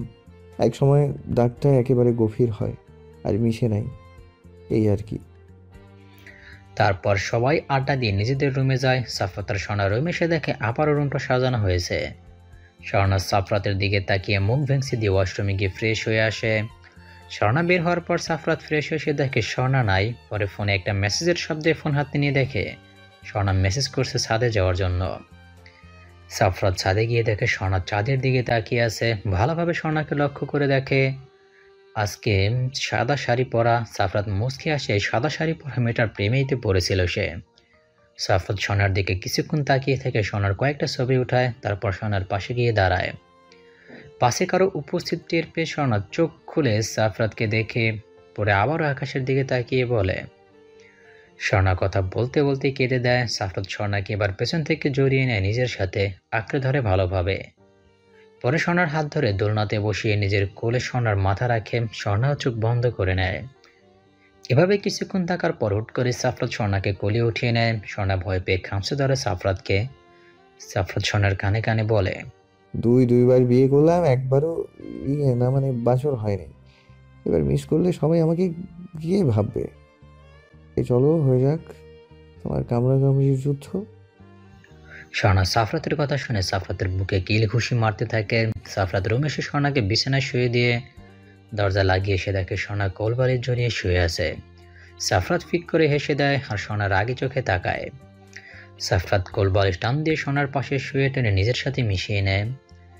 বাকিটা আমি জানি না। সকালে সাফরাত চোখ মেলে তাকিয়ে দেখে স্বর্ণা আয়নার সামনে বসে চুল মুছতেছে।